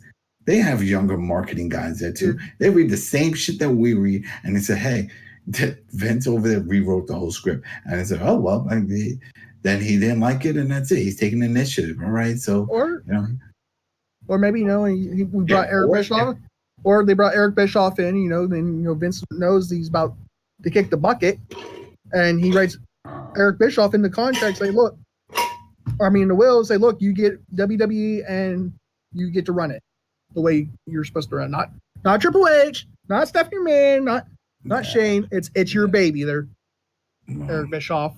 He can't run. Eric Bischoff hasn't proved he could run any company. Oh, whoa, hey, he did pretty good with WWE. He did No. I thought he did good with WCW. All he did good with WCW was buy former WWE guys. That's it. You buy all these talents, you start putting these dream matches. That's what he did. But eventually that runs dry. And we saw that when he gobbled them all in one group of NWO, and they just killed it. Wow. They killed it. It worked though, didn't it, for a while? But that's what I'm saying. It doesn't have legs. That's a short-term model. And then he tried to do the same thing in TNT, the Impact, and it fucking bombed there too. So he hasn't proven. He doesn't have a proven track. Hell, that's what AEW is doing. No. They have, these are all Indian. They're not running and grabbing all these top WWE guys. They got the brother. Chris Jericho. Chris Jericho was the one that created it. That's his John Moxley. John Moxley walked out. They didn't go and buy him. His career, he wanted out. He wanted out.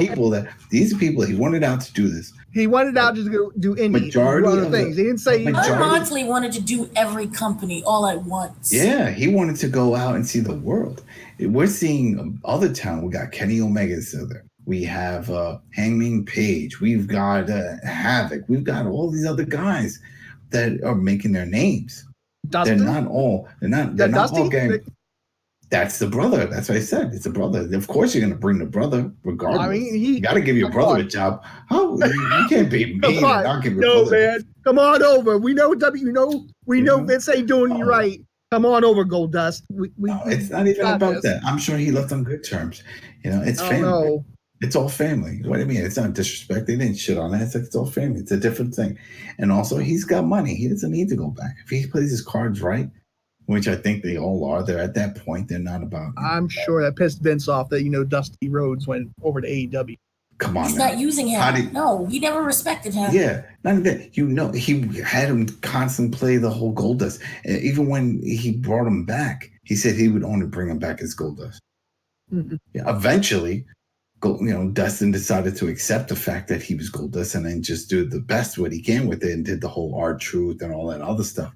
But he was tired of it. He didn't want to do it anymore. But that's where he makes his money. It's almost like the Pee Wee Herman syndrome. You know what I mean? Yeah. It's like, shit. This is how. So that's it. It made a lot of money, and that's all he could do. But now he's out of it, and he's doing stuff with his brother. And even if it doesn't work out on screen, I'm sure he'll be a valuable asset behind the scenes. It'll work out. That I can agree with. He's got a lot of experience. He's part of a legacy with the family, so it's fine. And there's no way that Vince didn't think that was going to happen. That's his brother. Come on now. Common sense. They didn't hate each other. They were close. So, of course, he's going to leave and join them. Come on now. Anybody would do that. It's true. I'm sure his dad would want it that way as well. Of course. He wants his boys together. He always wanted his boys together. Yep. He always said it's a different mama, same dada. So, whoa. That's it. Jeez. Wow. All right. So, yes. Because, so I think it'll be fine. I just hope that they don't that they don't go and start gobbling up. We won't know until after all these crazy contracts expire. But I don't see any of these huge names jumping over unless TNT, the network execs, start putting pressure for those things to happen. That'd be like a good move for the AEW to do. If this actually takes off, them actually looking forward to purchasing TNA. Say, look, come this way. Shit. Well, if the rumors are that it sounds like TNA is about to go to WWE Network. TNA's dead. I mean, yeah, it's been dead for the last 10 years. It's not dead. So it's dead. That's why I'm dead to me. Yeah, the only way you watch TNA is on Twitch. Is what I know. So if that's the case, because you saw that report, and I saw it just from damn WWE's website when he sent that shit out about mentioning Impact. Part of it. Would you watch this and stuff like that? It's like shit. Here we go.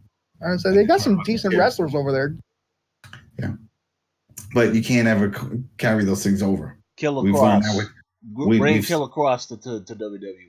Well, there's a few people, but those are all new deals. That's all new deals that you have to come up with. Mm-hmm. If you do that, then you're just destroying it. So you're not really bringing in Impact. You're killing Impact. No, well, I don't think they want to do that. Well, hey, this is ironic because then you could say that WWE is making an impact. Yeah, but I don't there you go. But I don't. But I think it's not. I don't think it's for the present. I think it's for the past tense. I think when they're trying to say with the package deal and watching Impact Wrestling, I think it's for all the years of back catalog because that's what they were trying to buy before. And Dixie didn't want to sell because she knew that they didn't want the current product. They didn't want the wrestlers. They wanted the catalog because then they could do all the DVD package deals and stuff for Samoa Joe, AJ Styles, Sting, and do all of those things. Yeah. That's what they want. They don't care about the current guys. So I don't think any of those people would be carried over. I think they would just, they maybe one or two guys, but they would just cut everybody. They just want the catalog. And it looks like they're about to get it to build up for their network. Once they launch with the new tier system, with the free version, the current version, and then there's going to be like some ultimate one, and that one is the one that keeps seeing with Impact. So you're saying the ultimate package is going to be with TNA? Yeah. TNA. You want to watch some TNA? You got to buy the $16 package. But I'm sure I have a feeling. Rich will take my money. Here's my $16. It's not even going to just be that. Because it was spoiled and someone put a screenshot over in the WWE network. There's like a placeholder for a promotion, and someone took a screenshot of it. They see it in the UK, but it's grayed out, and it's like for a UK promotion, and it's listed there. So I think that's what it's also. It's going to have some other indie promotions from around the world. And that's also going to be on the network. Now, will we see it here in North America? If it's in the UK, I don't know. Yeah. But yeah, it looks like that's what they're going with, where they're going to get some of the small. We already seen how it's working with Evolve, so I'm sure we'll see more Evolve in that premium package. You get to see that promotion. So I think, but that's how they're going to entice people to try to get into it. So it's like, hey, you want more wrestling? We'll give you more wrestling for more money. Money. But I'm not biting because I'm just this is already getting it's oversaturated right now with all this wrestling. Think about it. We got AEW, right? It's coming with their show. You got NXT from 1 hour to 2 hours. Yep. Right? We still got Raw with the 3 hour. Yep. We got SmackDown with the other 2 hour. Yeah. If you watch, which I occasionally do on Saturdays, I watch Ring of Honor, so that's another hour. That's perfect. We got all the you got all the pay-per-views sprinkled around there from all the other shows. You got with the New Japan, and you got the PWG events, the Bola, and all the other ones coming. Those are always sprinkling around and happening at different times. There's just a lot. There is just a lot. I didn't even mention the NXT UK shows. 205, if you even bother watching that. Yeah. I don't watch 205. So it's just a lot. It's just a lot. So if you have this old catalog of all the other ones, that might be fun to watch for some of the matchups and then some of the feuds. I mean, that was years of some really good X Division matches, but it's just too much. I don't know if I even put in that type of money. Yeah, you don't need to watch all of that. You just don't have the time. You have to it's pick, just not enough time. Pick and choose what you want to see. You don't need to watch all of that wrestling. It'll rot your brain. Yeah, right. Wrestling will rot your brain. Yeah. Shit. All right. That said, it's 4:30 in the morning, everybody. So that's it. It's a wrap. The show is over. Go to the Koalition. Got all this new content up there. We got the review for that game that what have you been playing? Control. You did that one, right? You loved it. You loved that. Yeah, it's a good game. But gave it a 90. I couldn't believe you gave it. I was like, holy shit, he likes it. It's like, that's a Mike. He likes it. I didn't think you were gonna like that game. But I will say this though, if you are going to get Control, I will highly recommend that you play on PC because. That's what I'm saying. That's why I was surprised. Because that's what I'm hearing. It's that it's a fun game when it's running smooth, but when there's a lot going on the screen, this shit just frame rate issues is slow to a crawl. And that seems to be the pattern because in the game that I did the review, the Man of Medan, same thing. Got a lot of stuttering, a lot of other shit going on. Felt kind of rushed out the gate, but whatever. Don't worry. Well, still good. Still yeah. Great game. That's yeah. That's what patches are for. Well, that's the thing. Yep. See, but that's the shit. We don't want that. We don't want to always say, "Well, they'll patch it." Oh, hopefully. I mean, I know we don't want it, but that's the motto. Because we'll once rush we it do out, that, ship it out. We'll patch it up later. You say it enough times, and then people start seeing it as something they should accept. We shouldn't have to accept that. Well, allow me to say this. I agree 100%. But when Gears of War or Gears 5 drops in a couple of weeks, and I have the Xbox One X, there better not be no performance issues whatsoever on that game. Because if so, yeah. I'm gonna have words with the other Koalition about that. Yeah. The other Koalition. You gonna reach out to Rod Ferguson? Yeah, that's it. What happened? You have a whole studio dedicated just to this one fucking game. That's right. So I think they're not gonna drop the ball on that. They're not gonna drop the ball at all. I mean, right now it sounds like all kinds of no one really knows what's going on with that campaign. I see that as a good thing. I think September 4th is when we get to see the reviews. This is what Rod Ferguson said. Uh-oh. Yeah. Okay, I gotta look into that. I didn't know that. Yep, September 4th is when the reviews go live. Whoa. Okay. Look at this. Rich like, oh, we'll see.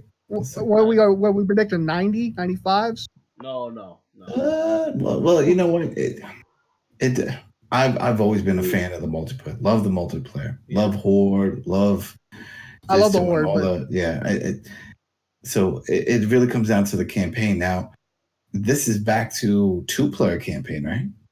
It's going to be a co-op campaign, and I think because remember they did before they used to do the 4-player co-op, but then they reverted back to the 2. So I wasn't sure if they were going to go back to 4, but I guess they're sticking with the 2. I would rather have the 4, but yeah, it's going to be a 2-player co-op, and it's supposed to take 12 hours to finish. All right, okay. That's a good amount of time. All right. I love Gears, but I love the Gears, but. All right, people. Have a good night.